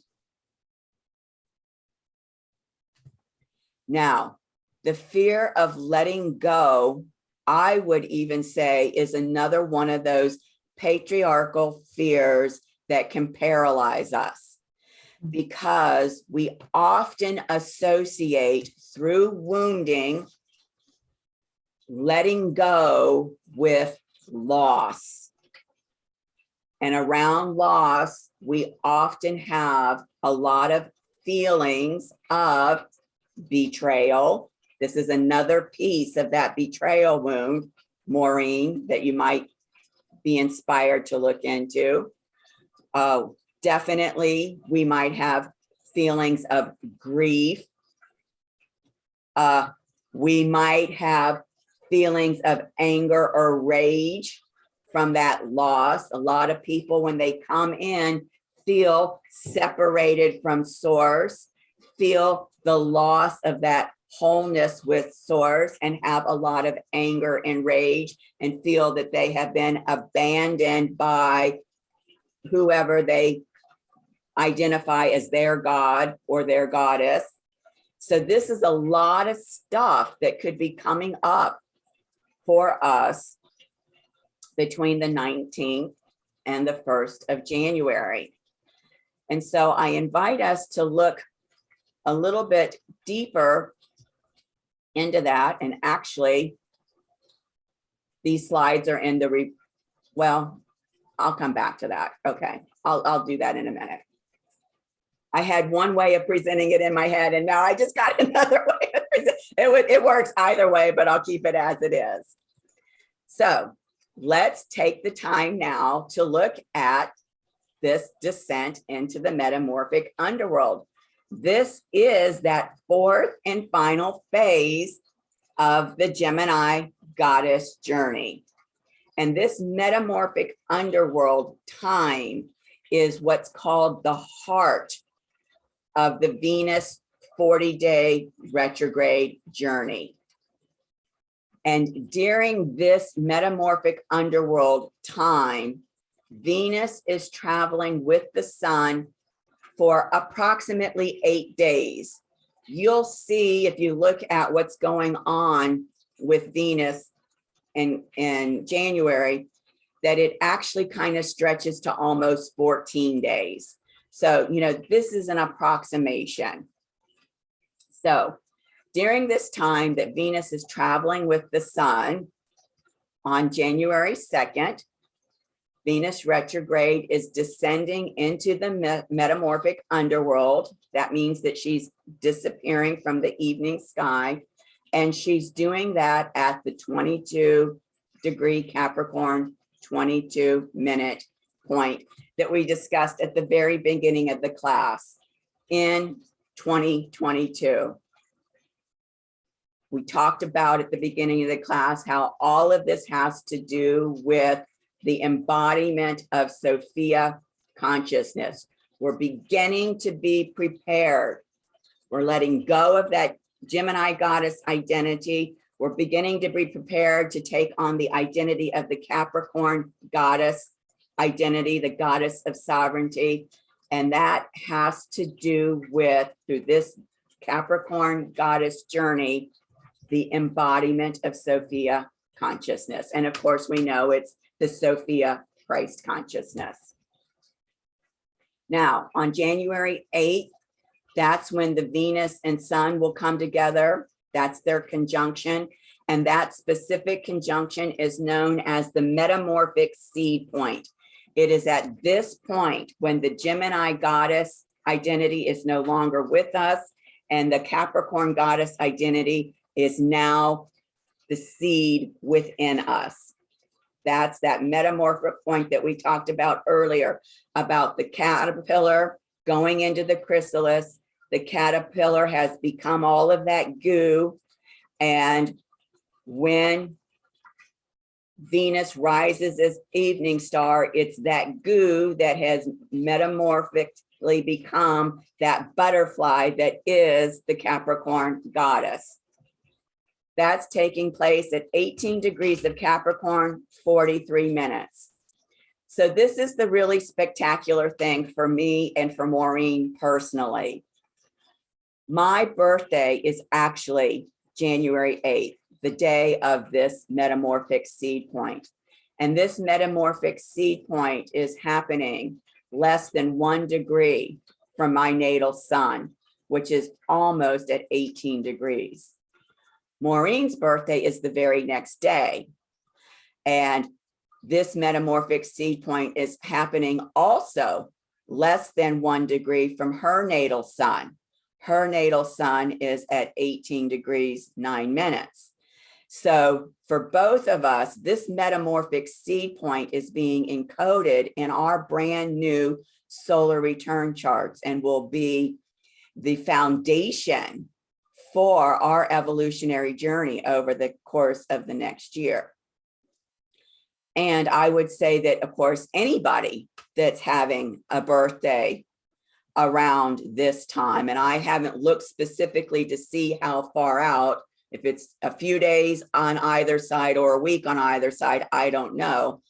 But if you're having a birthday around this time and you want to know whether or not this metamorphic seed point is coded into your evolutionary chart for your ascension journey next year, you're more than welcome to reach out to me to schedule a solar return chart. And of course, Maureen, you know, I'm going to be doing for us a special session that looks specifically at this for both you and me. So during this metamorphic underworld phase, this is a phase of sacred initiation. It's a death and rebirth, as was the Inanna underworld phase. However, this death and rebirth is a different experience from the Inanna underworld experience. This death and rebirth is a quantum leap. So what happens is you experience that complete dissolution of your previous self identified with the Gemini goddess, and you experience a complete transformation into a new incarnation of yourself, the new incarnation of yourself as the Capricorn goddess. And this death and rebirth, this quantum leap, is a celestial surrender experience, a celestial surrender experience.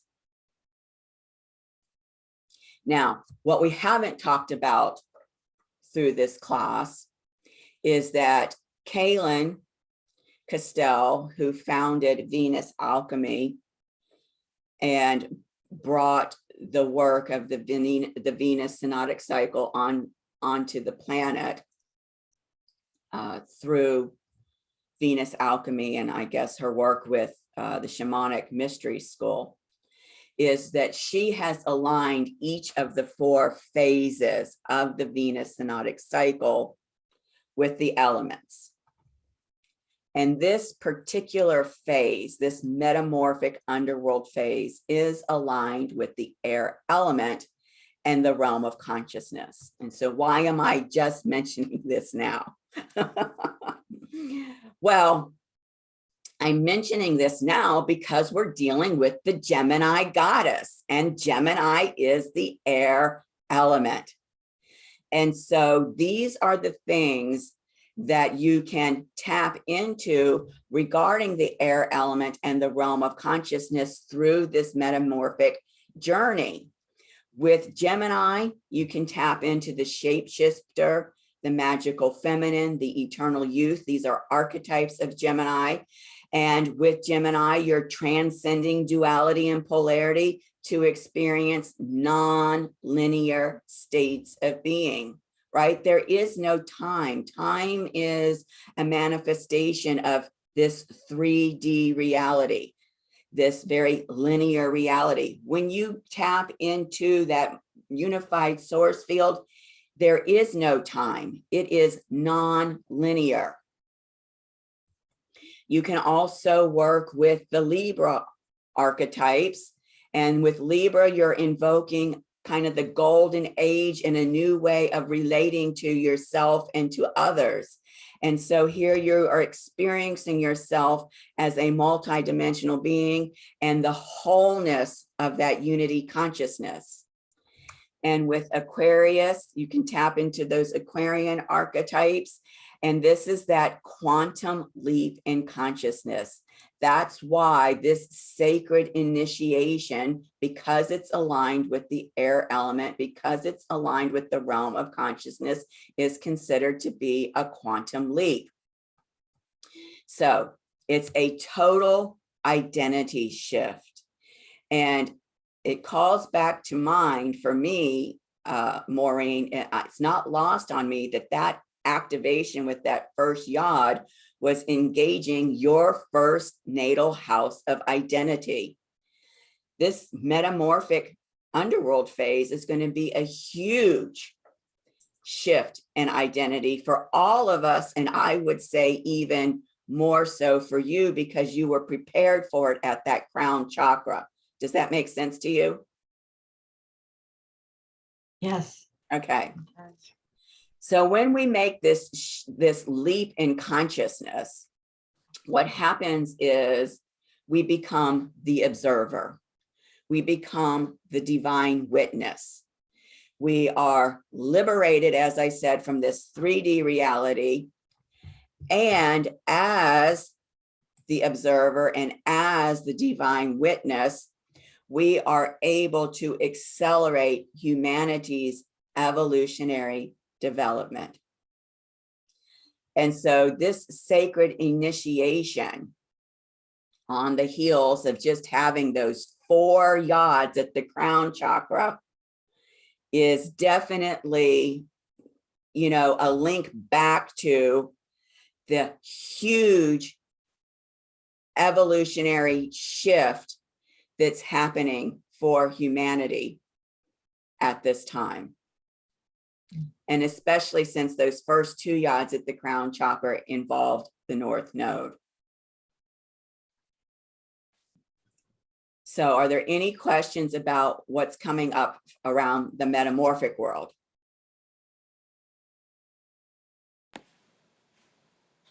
I'm feeling excited about it. Good. I'm feeling excited about it too. I cannot remember a time in my life ever that the anticipation and the excitement has been this profound.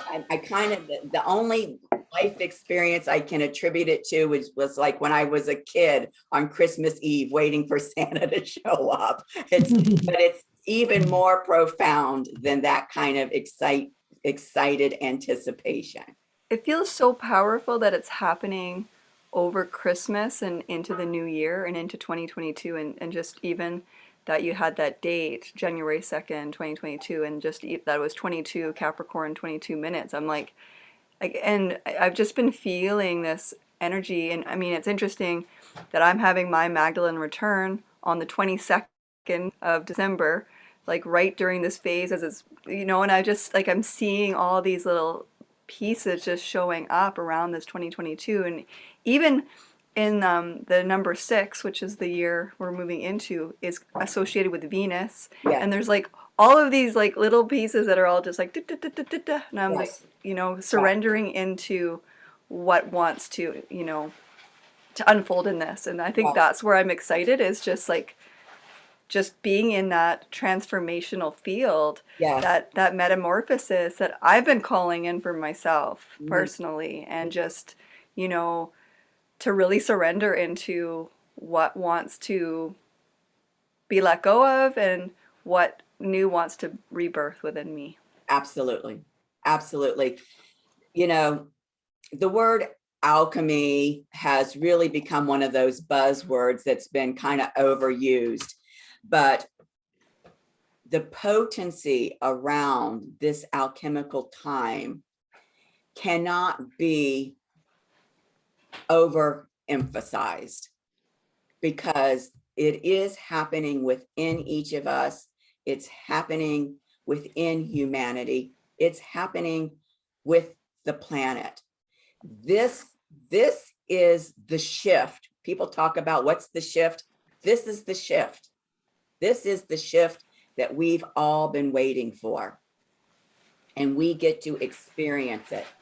And we get to be the birthers and the manifestors, the creators of it.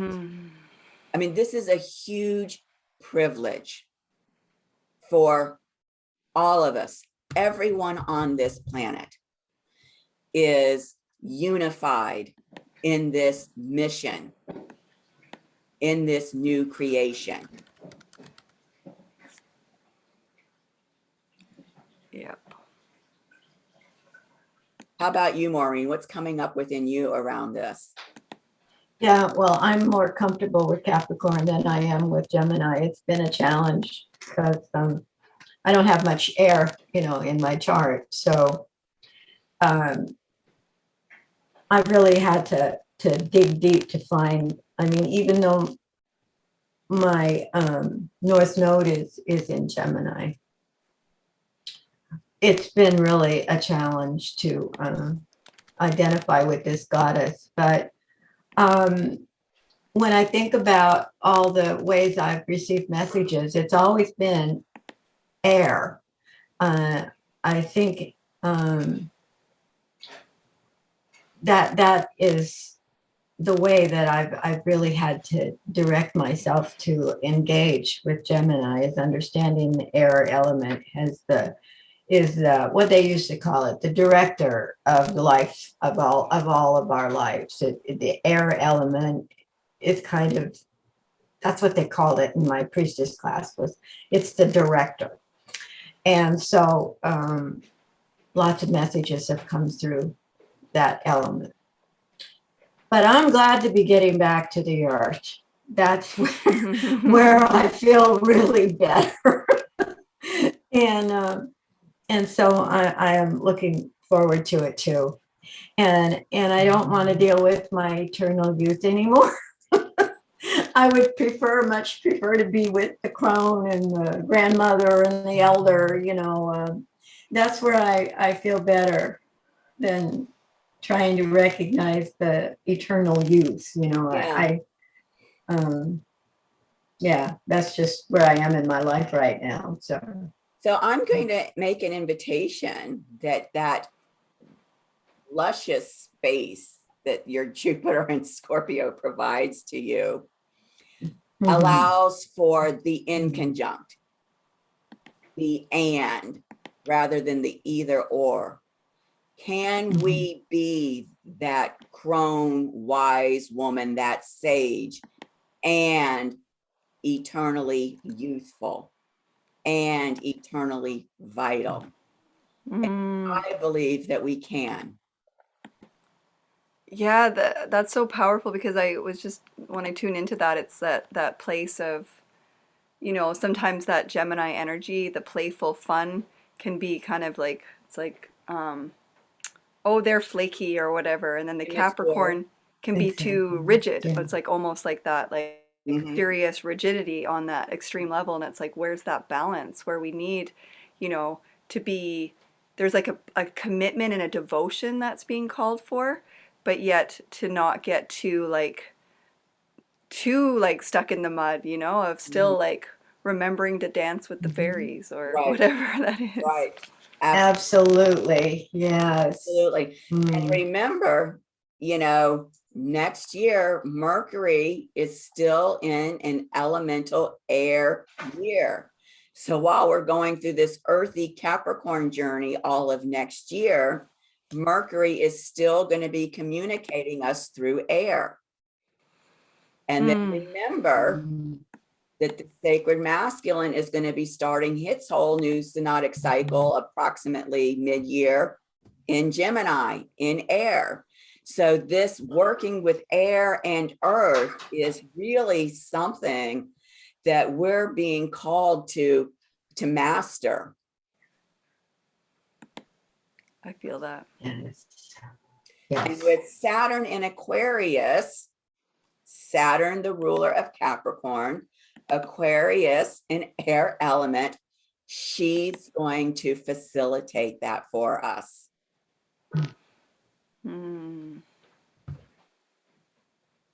Yes. So it's a lot to be really excited about, because think about air. Air is where we engage thoughts. Air is where we engage inspiration. Air is where we engage our vision making. Earth is where we manifest the thoughts, the visions, the inspiration. They come together.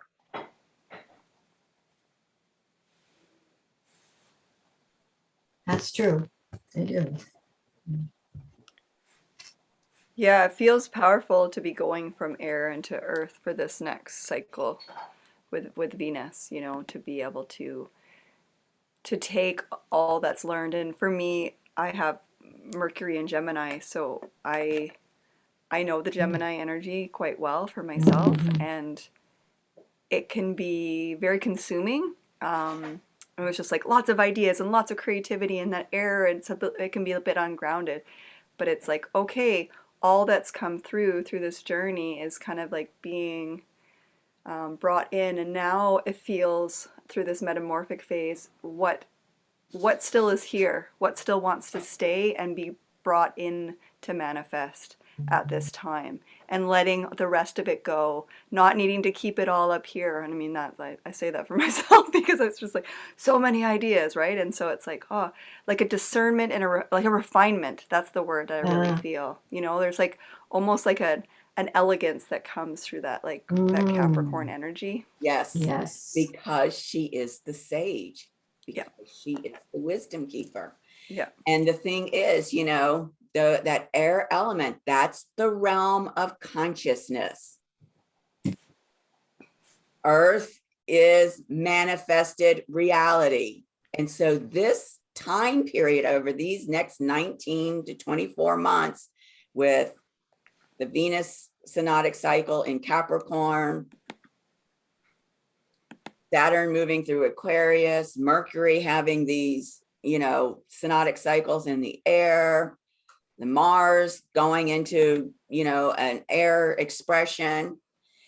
This shift that we are tapped in here now is all about bringing heaven to earth, consciousness to earth. It's about manifesting the new earth.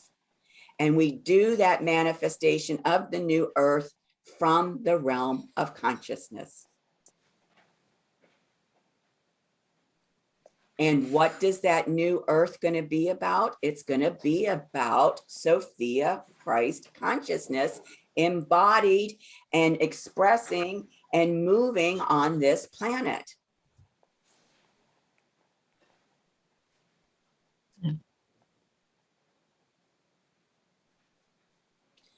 And was there a time when the Sophia Christ consciousness was on this planet in that way? I don't know. This planet is millions of years old. I don't know. There's been, you know, hundreds of thousands of incarnations on this planet. Maybe there was. I can't imagine that there wasn't. But this is a whole new time. And what I dare say is what all of the ancients have been referring to as that golden age. What is the golden age? The Sophia Christ consciousness embodied and manifested on earth from my perspective.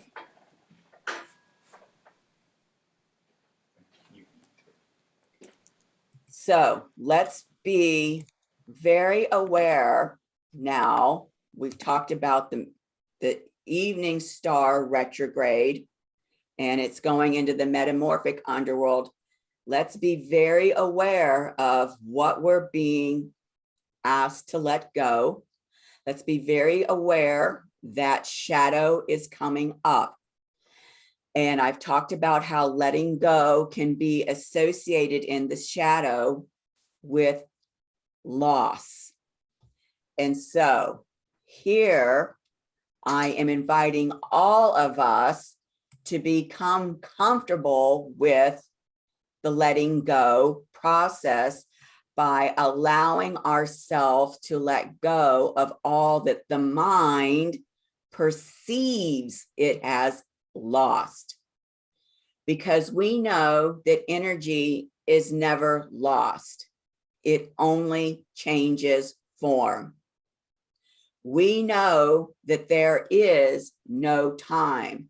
So we have the ability to tap into anything that your mind perceives it has lost and reconnect with that and have it with itself and engage with it in a present moment, which is a non-linear space. We can recognize any emotions related to the perceived loss and work with those emotions. And we must work with them consciously. Recognizing them brings them into awareness. That's the first step of working with them consciously. Because when we don't work with them consciously, those emotions rise up like a wave and they keep knocking us ass over tea kettle. And it's because when we're in those emotions, we are not balanced. We are not aligned. And the wave that rises up, right? The wave of that emotion that rises up, waves are not either good or bad. And we know that because when you're balanced and aligned and the wave rises up, riding that wave can be an exhilarating experience. And so we've got to find new ways to reframe loss and recognize that there is really no loss, and recognize that we can tap into anything at any time and be present with it. So we can choose to allow the sand to run through our fingers, or we can choose to clutch onto it. And what we're being called to do is to ride the wave and let the sand run through our fingers. And this is all about the mind. This is the mastery of the Gemini goddess. That's what all of this is about. And it reminds me of a story that I learned in India about the monkey mind, trying to still the mind. And it has to do with putting a banana in a vase, and the monkey comes and puts its hand in the vase. It wants that banana, it grabs that banana, but no matter how hard it tries, it can't get its hand or the banana out of the neck of the vase, and it feels trapped. But the way it can free itself is by letting go of the banana. And now he's no longer trapped. And so you've got to let go of the banana. You've got to let the sand flow through your fingers and connect with that multidimensional self that can go beyond space and time and engage with any form of energy in the eternal now. So a lot of that has to do with wherever you are in your level of working with shadow, or what new piece of shadow is coming up for you and how challenging it may be to deal with that. But it all involves shadow work and integrating that shadow work, and to understand that it is important, because integrating shadow brings you into more wholeness. So this is a really good video that I saw. It's called How to Integrate Your Shadow, the Dark Side. It's not very long. Maybe it's about 15 minutes or so. I will tell you that it's pretty good. There are some quotes about the shadow that from various people. Obviously, they include Jung, but they also include other people that are in here that I personally don't necessarily resonate with. But overall, what they're talking about in terms of the shadow, the potential that your shadow side has to offer you, and is very good. They also offer a way to work with your shadow, to integrate your shadow. Again, I don't personally resonate with it. Other people may. And so, I'm much more comfortable with the shadow dancing, which is the process for integrating shadow that I learned in my priestess process. And so if anybody ever needs to do any shadow integration, you're welcome to do a shadow dancing session with me. The session is not, on a strict time frame, like we've got to do this in an hour. It's however long it takes to get that integrated. So this is the link to that, because, as Maureen spoke to earlier, that man who didn't even recognize the existence of shadow, there are a lot of people out there that don't know about shadow, that don't understand shadow. There are some people just starting to wake up to shadow. So I feel like it's a resource to help people get started in working consciously with shadow, because over this next year, especially in the next 2 years with these Taurus Scorpio eclipses, the next year with these Pluto returns, you're going to have to work with and engage and integrate your shadow. You're going to have to. There's no saying no. You can say no, but it will take you down if that's what you choose to do. It will take you down. That's what Pluto does. It will remove everything from you. in order to wake you up. Won't it, Maureen?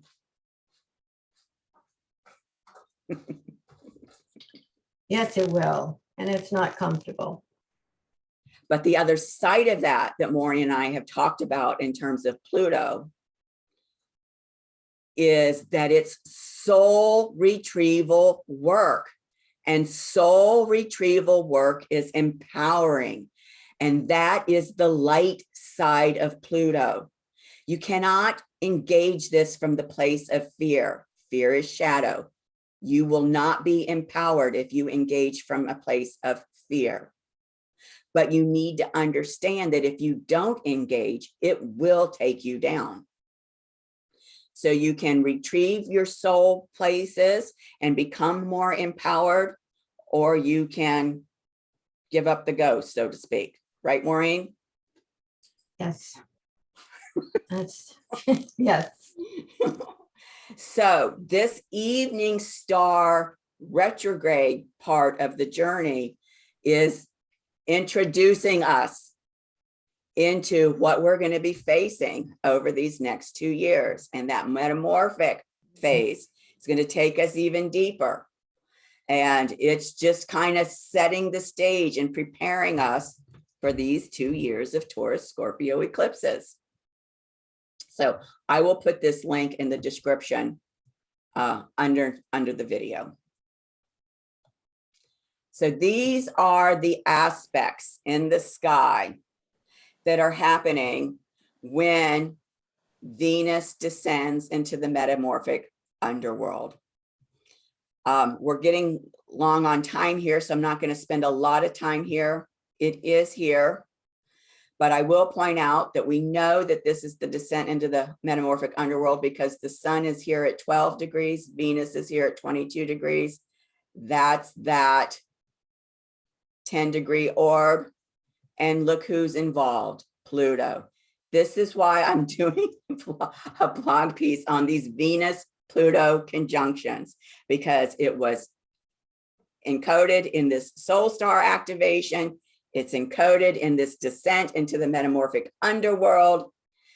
And who's a part of this too? Juno, the goddess of sacred relationship, allowing us to come into sacred relationship with all the pieces of ourself. And our Sophia Christ consciousness embodies all of those pieces. So, and here we've got Venus, Pluto, squaring Eris and Osiris. So this is huge.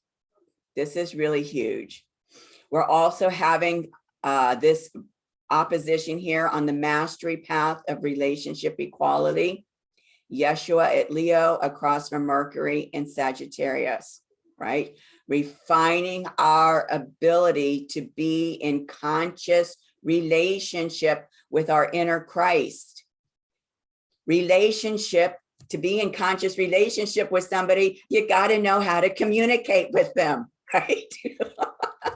So Mercury is facilitating that. So, and also down here on the path of the questmate, we've got the cosmic Sophia standing across from the embodiment of our Sophia and our sacred masculine. Our sacred masculine holds that Sophia consciousness, just like our sacred feminine holds the Christ consciousness. And so that's that connection between our inner masculine and the Sophia consciousness is being refined. This is a big part of the healing that's happening for the sacred masculine, making that shift from understanding patriarchy as shadow and sacred masculine as light, recognizing that that sacred masculine also contains the sacred feminine, the Sophia consciousness. So there's a lot going on here. We will go through this in your personal session. You know, I just want to prepare you right now that your personal session may be a little bit longer than usual So allow for that space when you book it, because, I want to give you as much of this as possible to go into this new journey with, especially because, as we've discussed previously, this is the last sacred feminine class. So that's a good segue into how the program is changing. After this month, December, I'm no longer doing sacred feminine classes like I have been doing month to month, and I'm no longer doing sacred masculine classes month to month, because I've got to have my energy to deal with what's going on with these Pluto returns and this Taurus Scorpio eclipse. And these cosmic messenger classes. Having said that, that doesn't mean I will not be as engaged consciously with the Capricorn goddess synodic cycle and the Aries God fears protector cycle as I always have been. What I'm offering is I'm plucking out just the personal session piece. So anybody that would like to engage with these journeys with me can continue to do that with me on a monthly basis. It's a personal session. You'll be able to see, you'll get your regular slide presentation. You'll see the aspects for the activation, and you'll see how those aspects are engaging with your own solar return chart. And we will work that personal session piece like we always have, which is, a couple hours. And then you get the recording of that, and you get the slides for that as well. So that's what's changing there. This is starting with the new cycle. So I guess like the end of January coming into February. This is starting as of January. And yes, in terms of what you're saying, so let me just show you here. Yeah, I guess because of like also with the holidays and stuff, this session, this last gate is going into January for us, and then it'll be restarting with the new cycle. Okay, so let me show you here. Hold on a second. So on my Sacred Feminine page, trying to get there, come on.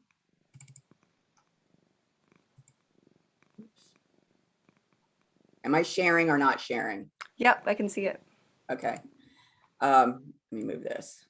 Okay. So this is the link to my Sacred Feminine classes. And that's, okay, so now I'm there. On this page, and you can keep coming back to this page. The first thing it does is it describes each of the 4 phases of the synodic cycle. And then what it does is it talks about specifically this current, meta goddess, the Capricorn goddess of sovereignty. And it talks about how this metamorphic underworld phase, which will be the current phase in January, and how the next phase starts in January as well. So on January 14th, Venus is rising in the morning sky as the Capricorn sovereign meta goddess. Okay, when she rises in the sky, that begins the new 19-month Venus synodic cycle. On January 29th, that's when the Venus morning star, which is going to still be in that retrograde position, because remember, that's a 40-day position. She is going to go through that first gate, which is the crown chakra, the gate of divine authority. That's where that first activation is going to be taking place as she starts this descent journey, the morning star phase, okay, at 11 Capricorn. So what I'm offering in the classes here, this monthly personal session starts in January. So you can schedule your monthly personal session about this gate activation, in January.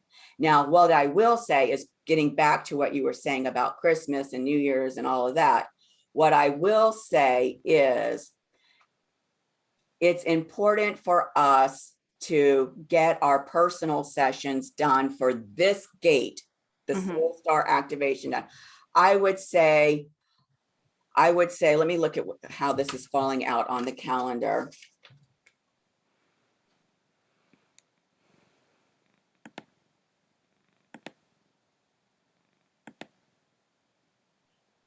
Yeah, we need to have those done, I would say, no later than January 7th.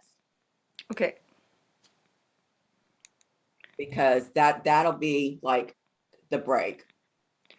And are you taking a break like for the rest of December? Like, or is there a window there, or do you want to start like that first week of January? I'm just for my own self. Right. Well, and so we haven't gotten to the support group slide, which is Okay, cool. which Sorry, is- I'm No, I'm having to go pretty soon, so I just want to get all the Yeah. details because I love that there's like a new format, and I'm just curious about that. And that would be like month to month, like, or would you be locked in for like 8 months or something like that? No, as with all of my subscription options, you can start at any time, you can Okay. end at any time. Great. And I know that you were interested in starting to engage the sacred masculine. And so if you wanted to do that at this time, basically for the same price that you were paying for the sacred feminine class, you could get personal sessions on both the sacred feminine activations and the sacred masculine activations, just putting that into your awareness. Thank you. But what I was looking for is trying to get through Christmas, when to do the support group. So, I mean, I don't know how you guys are going to feel at 11 a.m. on New Year's Eve day after New Year's Eve. This may not be a good time, but I needed a placeholder. So, you know, if you want to do it January 3rd, which is a Monday, I know you're good then. If we want to do it before then, on January 27th, which is a Monday, which I know is good for you, that's something we can work out. And I'm very flexible about trying to keep in mind the Christmas holidays and the New Year holiday, not knowing what your travel plans are, when you'll be in town, when you won't be in town. So, you know, if the first isn't good, like I said, we could do it Monday, the 27th of December. We could do it Monday, the 3rd of January. And then we've got to have our personal sessions done, you know, anytime during those 2 weeks, but no later than January 7th. Does that I'm personally away on, I'm actually going away for New Year's, and I'll be back kind of the evening of the 2nd, so that the first won't work for me. Okay, so would you rather do it December 27th or January 3rd? I could do either. Okay, Maureen, what's good for you?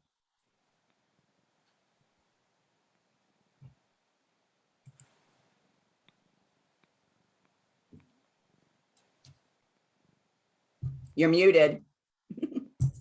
Okay, I can't do the 27th. So January 3rd? Yeah, I can do that. Okay, so there we are. We'll do it January 3rd. But the Okay. week prior and the week of, you guys can book your personal sessions for this particular, I'm sorry, I got distracted. Gate. I got distracted by the message you sent to me. Okay, sorry. The other thing I want to mention quickly is the Cosmic Messenger classes. There's only going to be 3 classes. And the Pluto Return classes, again, only 3 classes. So these are the dates of those classes. You can see that they do not overlap each other. And these are the links to those pages. You can read more about them. And also that I have this Taurus Scorpio Eclipse video series available. So, you know, if you're on my website, at the top where it says Roseville Mystery School, there's the Sacred Feminine, Sacred Masculine, Cosmic Messenger, and Pluto Return. Click on any one of those links and it'll tell you all about what it's involved in, you know, just like the Sacred Feminine with the Sacred Masculine. I don't know why my computer's going slow. It's not activating that link. Oh, it's moving really slowly. I keep this page updated for what's going. I've got all the information here about all of the phases of the Mars synodic cycle, and I keep it updated as far as what's going on with the current phase. So anybody should be able to go to these two pages, my Sacred Feminine page and my Sacred Masculine phase, at any time to see what's going on with the Venus synodic cycle and the Mars synodic cycle, and to get, you know, information about the phases and you know, so forth. Does that make sense? Mm-hmm. And I might as well show you while we're here, my Pluto return page and Taurus Scorpio eclipse page. Got a lot of information here about what's happening with the Pluto returns. This first introductory paragraph is really important because it turns out that in the birth chart of the United States of America, there was a yod in that birth chart, and that Pluto is involved with that yod. So that's going to be a big piece about this Pluto return, because again, we know that those yods are points of destiny, right? The finger of the god, the finger of the goddess. So that's really interesting to read through all about that. It's got the Pluto return activations. I talk about what's going to be happening for the US with the Pluto return, and when the class schedule is, what it includes, and of course the price. And then below this, I talk about the Taurus Scorpio eclipses. So you can either subscribe to do the 3 monthly payments, or you can buy for the discounted price. And then down here, you can subscribe to the Taurus Scorpio videos. And here's the schedule for the Taurus Scorpio eclipses. So it's all right there. You can just keep going back to my website right here under the Rosewheel Mystery School. And if you want to know about the Rosewheel Mystery School, if you click on that specific link, you can see it there. This talks about how, you know, the whole mystery school got developed, how, you know, if you're, you know, you'll know that it's for you, the benefits of working with it. Links to all of those other pages are here. Understanding the Venus cycle, understanding the Mars cycle. So there's a lot on my website that you can always go to as a resource. The other thing is I'm going to be starting a Patreon channel where I'm going to have various levels of support where people can support the work with lots and lots and lots of benefits from the work that I'm doing available. So I'll be sending out a newsletter when that Patreon channel is up and going. So any final questions, answers? It's been a lot. I know it's been a lot, but that's because with this being the very last class that I'm doing, I wanted to make sure that not only did I discuss this gate activation, but I didn't want to leave you hanging for the Metamorphic Underworld phase, which is the final phase next month. Does that make sense? Thank you. I really Yes. appreciate the thoroughness, and I didn't even know it was the last class. So now I'm grateful that I could be here for all of it. Yeah. So am I. Good. So that's basically everything. The links here, my YouTube channel.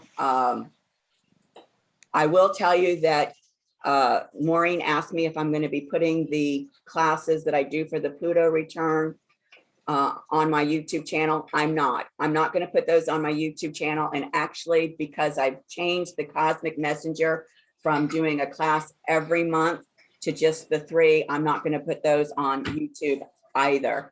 But this class and the final Sacred Masculine class, they will be sitting out there on my YouTube channel in the Sacred Feminine and Sacred Masculine libraries that for people to connect with, because remember, there is no time. And so while we've gone through a linear progression of this Gemini synodic cycle, and we've gone through a linear progression of the Fierce Protector cycle, you can at any time tap into that non-linear in space and engage with what was going on for yourself at that time and what was going on for the cosmos at that time. So it's just because the class is over doesn't mean that that work is done.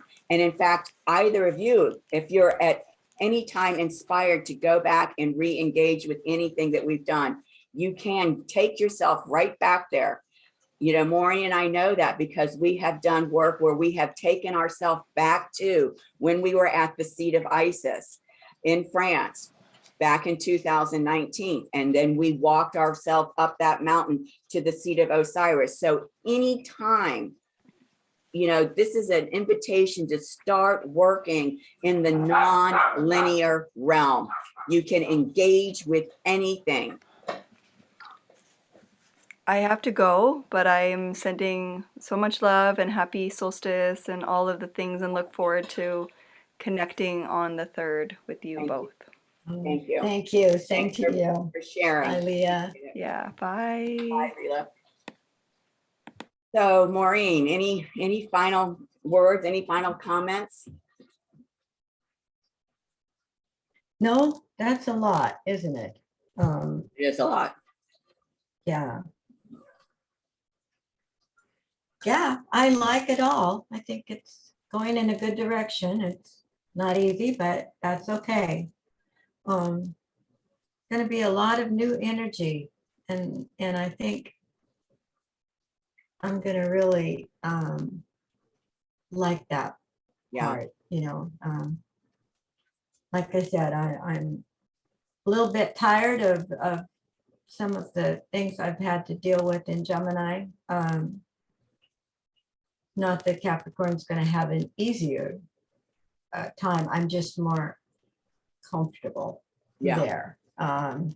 So, and I have taken the Venus Capricorn before. That was the first Venus class with Kaylin and Tammy. Yeah. So they're having And actually a Venus return right now. this is, yes, exactly. And Tammy's not going to do it. I'm sorry. Tammy's not going to do it. It's another girl that's coming in and taking, you probably got the email concerning that. So it'll be a new person as well. So I think there'll be some different energies involved with that. And yeah, Tammy's taking a break from that. She's going into some other work. Everybody is kind of doing that. I think they're looking at where they want to be placed for this really important time coming up, what sorts of work they want to be doing and what they can give their entire attention to. Right. And for me, the choice comes down to what is going to make you as an individual feel most empowered, because that's what Pluto is all about. It's about empowering you. Yeah. And Yeah, and I have a lot of Pluto influence in my chart, a great deal. So I'm always looking forward, you know, to working with Pluto, even though it is a challenge. It's real interesting to me that one of the visions I've had about Pluto was concerning, did you see the movie Amadeus? a long time ago. Long time ago. Okay, so it's a story of Mozart and his rival Scagliari. Or Salieri. Salieri. Yeah. Salieri, that's it. Salieri. Okay, yeah. And they're very different people. And you know, Mozart is very Gemini. I mean, he's just his being. And Salieri is more, I don't know, maybe probably more Capricorn. I mean, or you know, he's very rigid in the way he looks at things, and he doesn't see, he's not easily inspired. And so he's always feeling a rivalry with Mozart, whereas Mozart doesn't necessarily feel that. But anyway, there's this one scene at the end of the movie. Mozart is on his deathbed and he wants to write. there's a piece of music that needs to come out. Scaglieri comes to see him, and he sits down with him, and they talk. And this is where a transformation happens. Now, Scaglieri can go either way with this transformation. He sits down, and Mozart dictates to him this music. He just says it. It just comes out, what the notes are, what the phrasing is, everything. It's amazing. And Scaglieri knows how to write it. And he's writing it down like, well, I saw him as being the Pluto influence within that dynamic. Now, when he did this, he could have gone with that transformation. He could have risen to it, but he chose not to because he couldn't see himself there. So within the movie, he becomes mentally ill, and he becomes, let's see, the Lord of mediocrity, and all of those people like himself who are mediocre. And it's just a real Pluto interaction there. And it's also a Gemini Mercury interaction too. It is, isn't it? Yes, it is. And so that's continually, that vision I had keeps coming up. I wasn't working with Mercury at the time. I was working with Pluto and Chiron.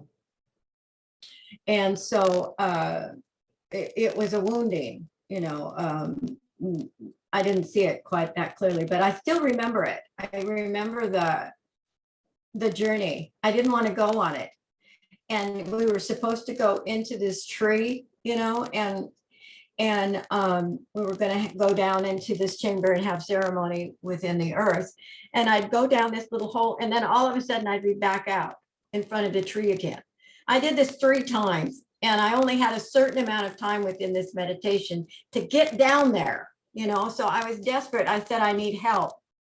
So when I got there, I was met by Chiron in the guise of Mozart and Pluto as Scaglieri. And those two escorted me down to where I needed to be. And I saw that scene on the screen in front of me. Wow. Yeah, it was so powerful. And I'm thinking, thank gosh, you know, because I didn't want to go. I didn't want to go down there and look at that. Yeah. So. Wow, that's fascinating. Well, and it's interesting how you say that Scaglieri, because he refuses to engage his own greatness, right? Yes, absolutely. Yes. Goes into mental illness. Well, mental illness is the shadow side of the Gemini energies. And of course, we've had the Gemini goddess on the stage this whole past year. And you know, with this alleged, you know, pandemic that and the lockdowns associated with it, a lot of people have experienced a lot of mental illness related to that. They have, indeed, they have. And it's funny, you know, that I had at the first time, I can't remember if it was the priestess or probably the high priestess emergence I went back for. I've been back there twice. Anyway, that's the vision I had within that meditation, but I couldn't do it alone. I didn't want to, you know, it's just, I don't know why, I just didn't. I kept I would just not walk that path down through that tree road, you know, to the room, to the room of requirement, you know. You read Harry Potter, you will learn about the room of requirement. I know. And I would even go so far as to say that the shadow self is the room of requirement. Yeah. Because all your unrealized potential is hidden in the shadow. It is. Yeah, that's true. Yeah. Anything you need, you can find there. Exactly. That's what it is. Your own personal room of requirement. Yes, so I had to have help to get to my personal room of requirement. Well, that's right. And so did they in the movie, didn't they? Yes, it was really have you started the book series yet? Have I you read got them. I any showed of you. I that? got the picture of the series. Yeah, I yeah. just finished recently watching all of the movies again. So now Oh, okay. now I'm going to start reading the books. So Yeah, the movies are good. Yeah. They all had to have her approval. Mhm. So they couldn't go off track so very far, you know. Like they do oftentimes when they turn books into movies, the one doesn't even recognize the other. No. But as we said, and I think it was our last Sacred Masculine class, that, tapping back into Harry Potter, whether it's through the movies or audiobooks or reading the books or whatever, will be a great way to support yourself through these Taurus Scorpio eclipses over the next 2 years, and especially these 3 activations of the United States Pluto return that will be happening. Exactly. Yeah. And, whether J.K. Rowling realizes it or not, she set the stage, the world stage for what's happening, because that was a phenomenon across the globe. Yeah. Can you imagine the logistics of making sure everybody got their 7th book at midnight, all everywhere? So nobody could say they didn't have the book and get all these spoilers. They coordinated that in each country in the world. I couldn't believe that they could do that, but they did. So if they can do that, they can solve world hunger. Oh, World hunger. easy. Yes, And, they can they can take care of this blasted pandemic. They certainly can. It is an amazing thing, that they can do when it involves money, and her wishes. And it was just an incredible undertaking. Yeah. And so we all got our books on the same day. Yeah. And I just want to speak to this because I meant to earlier and didn't. I loved when you brought up this betrayal wound being related to money. And but not only in relationship, and not only in relationship to money being the root of all evil. If you think of the majority of betrayals that people experience, whether it's within their family, within the workplace, whatever, oftentimes it has to do with money, doesn't it? Oh, yes, it absolutely does. Yes, it's huge. And, I never really, connected the two until I started working with Judas energy. How money, how that played out, and became exactly what it is today. Yeah.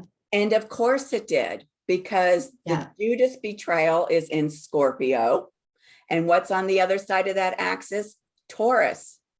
Yeah. Taurus is all about, ruled by Venus, has to do with your money, with your resources. So of course, those are inextricably linked to each other, betrayal and money. It is, absolutely. Sex and money, right? Scorpio, Taurus. That's exactly right. And, it is amazing to me to try to put together the kind of chart that Judas would have had when he came in order to do what he did. It must have been a huge dynamic chart, because they were only in their 30s, maybe early 30s, maybe some of them were younger, maybe a little older, but they didn't have much time to accomplish what they had to do. And they did it right after their first Saturn return. Exactly. Isn't that something? It's just amazing.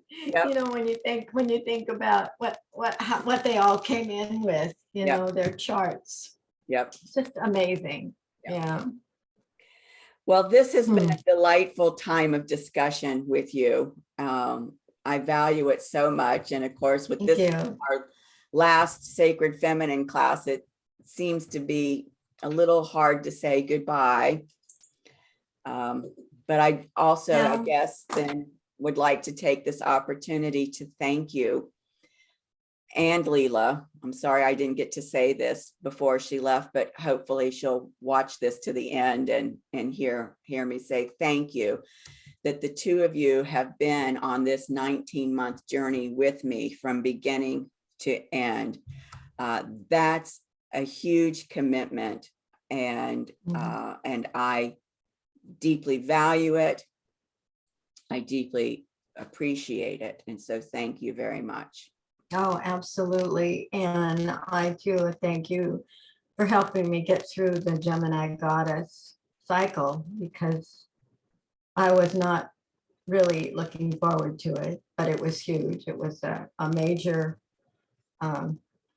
dynamic in the way I look and do things. So thank you for that.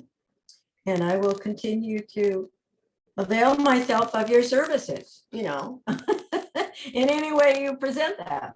So, Well, fortunately for you and for me and everyone who has the privilege of knowing you, you've got that, tremendous capacity for courage.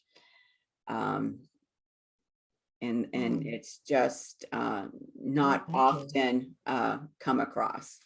Oh, thank you so much. Thank you. I hadn't thought about it as that way, but I received the compliment. Thank you very much.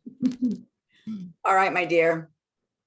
If I don't Okay. speak to you before Christmas, I will speak to you after for the support group on the 3rd, and hopefully, Yes. whatever you want to Well, do. well, I'll see you. Are we doing it tomorrow? Are we doing Mars? Yeah, I'll see you tomorrow. Yes, I'm totally like down the whole Venus path. Yeah, Yes. it says closing. Yeah. Tomorrow we're closing doing down. the Sacred Masculine. That's right. Yeah. Okay.